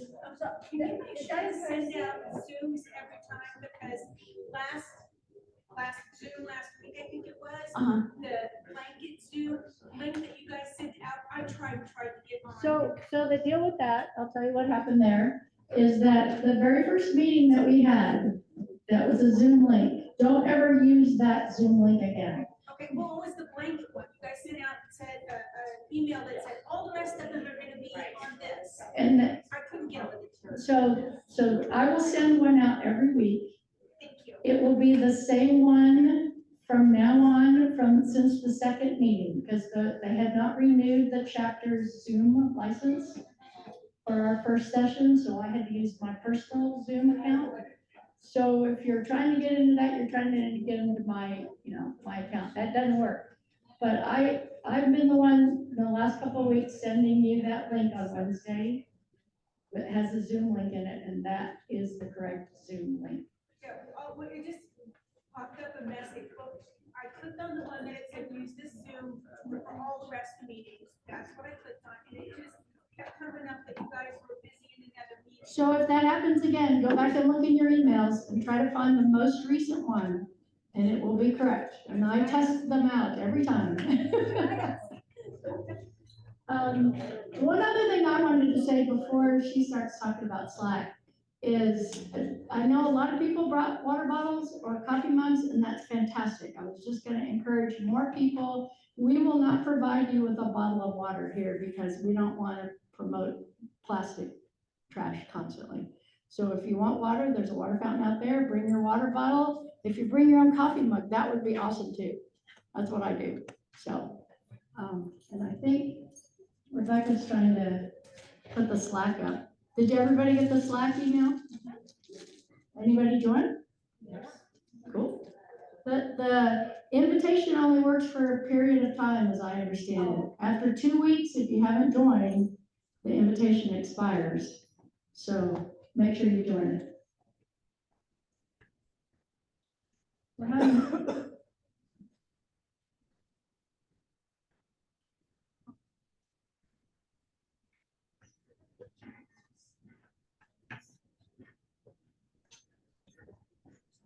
We're having problems sharing the Slack. Don't you guys love this ambiance noise of all the trucks in the background and your boom boxes? Yes.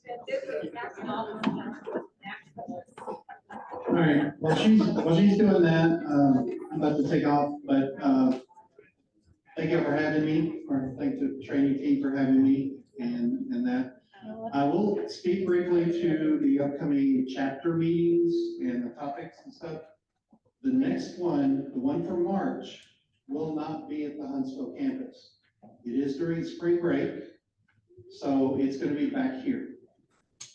So the one for March 13th, will be back here on that second Wednesday, okay? So, the 13th is a Wednesday, should be a Wednesday, yes.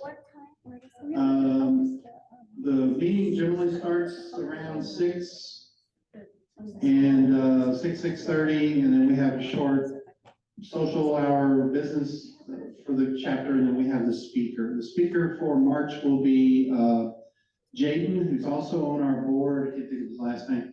He's on the board, but he also is one of the environmentalists over at Jones Forest. So he's going to talk to us about the forest, about volunteer opportunities and such.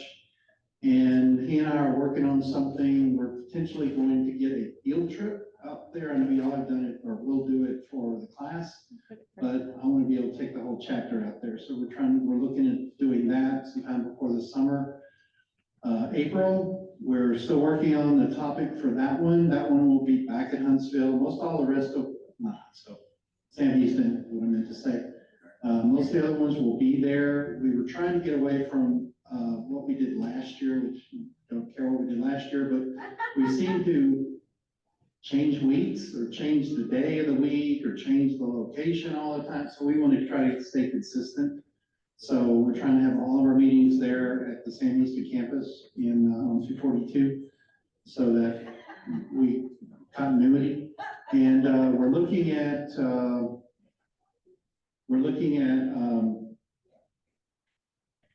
for the April meeting, it's also Volunteer Appreciation Month. We're looking at potentially a panel of speakers so that they can talk about each of their entities and what they offer for volunteers. That'd be a good one to come to if you're looking for volunteer opportunities.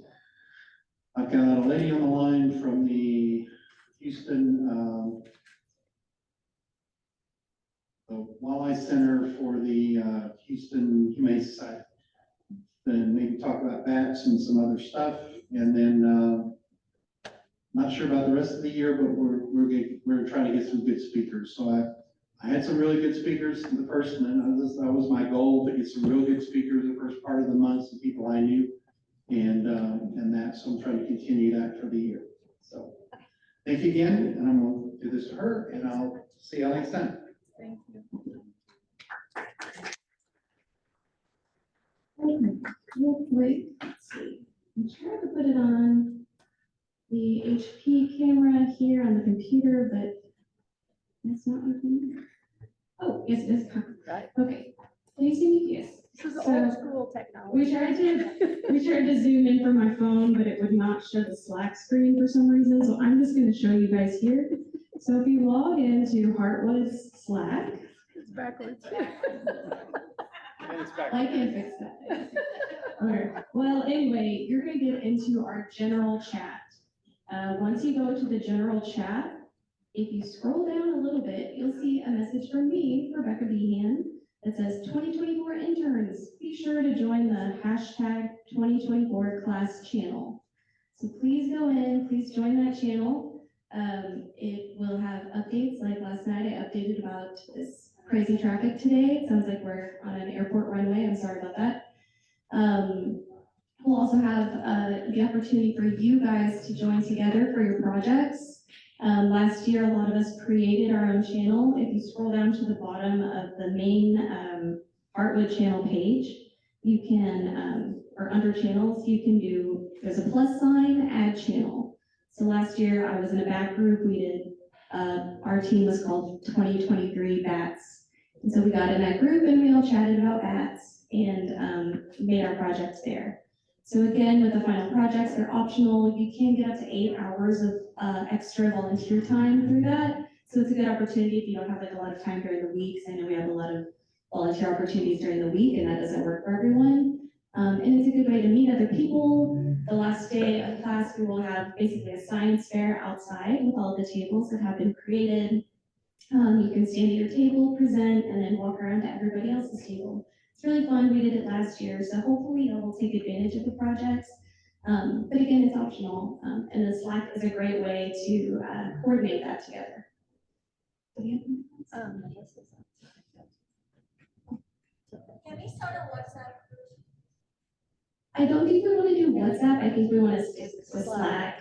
A lot of the Heartwood chapter members are already on it, so we just don't want to add any confusion. And if you look at it, there's like a group for the Jones State Forest, people that go and pick up litter.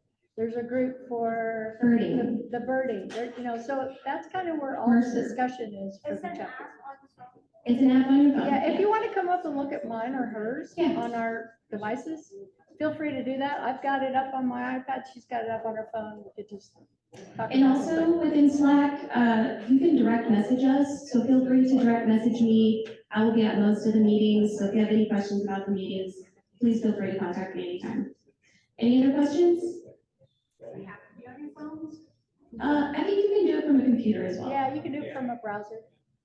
It's a browser. Yeah, a browser or an app. Browser or an app, either way. Melissa's outside. I know a couple of people were asking about if Melissa was gonna be here. She is outside in the hallway. All right, well, thank you guys so much. Let us know if you have any questions. Bye.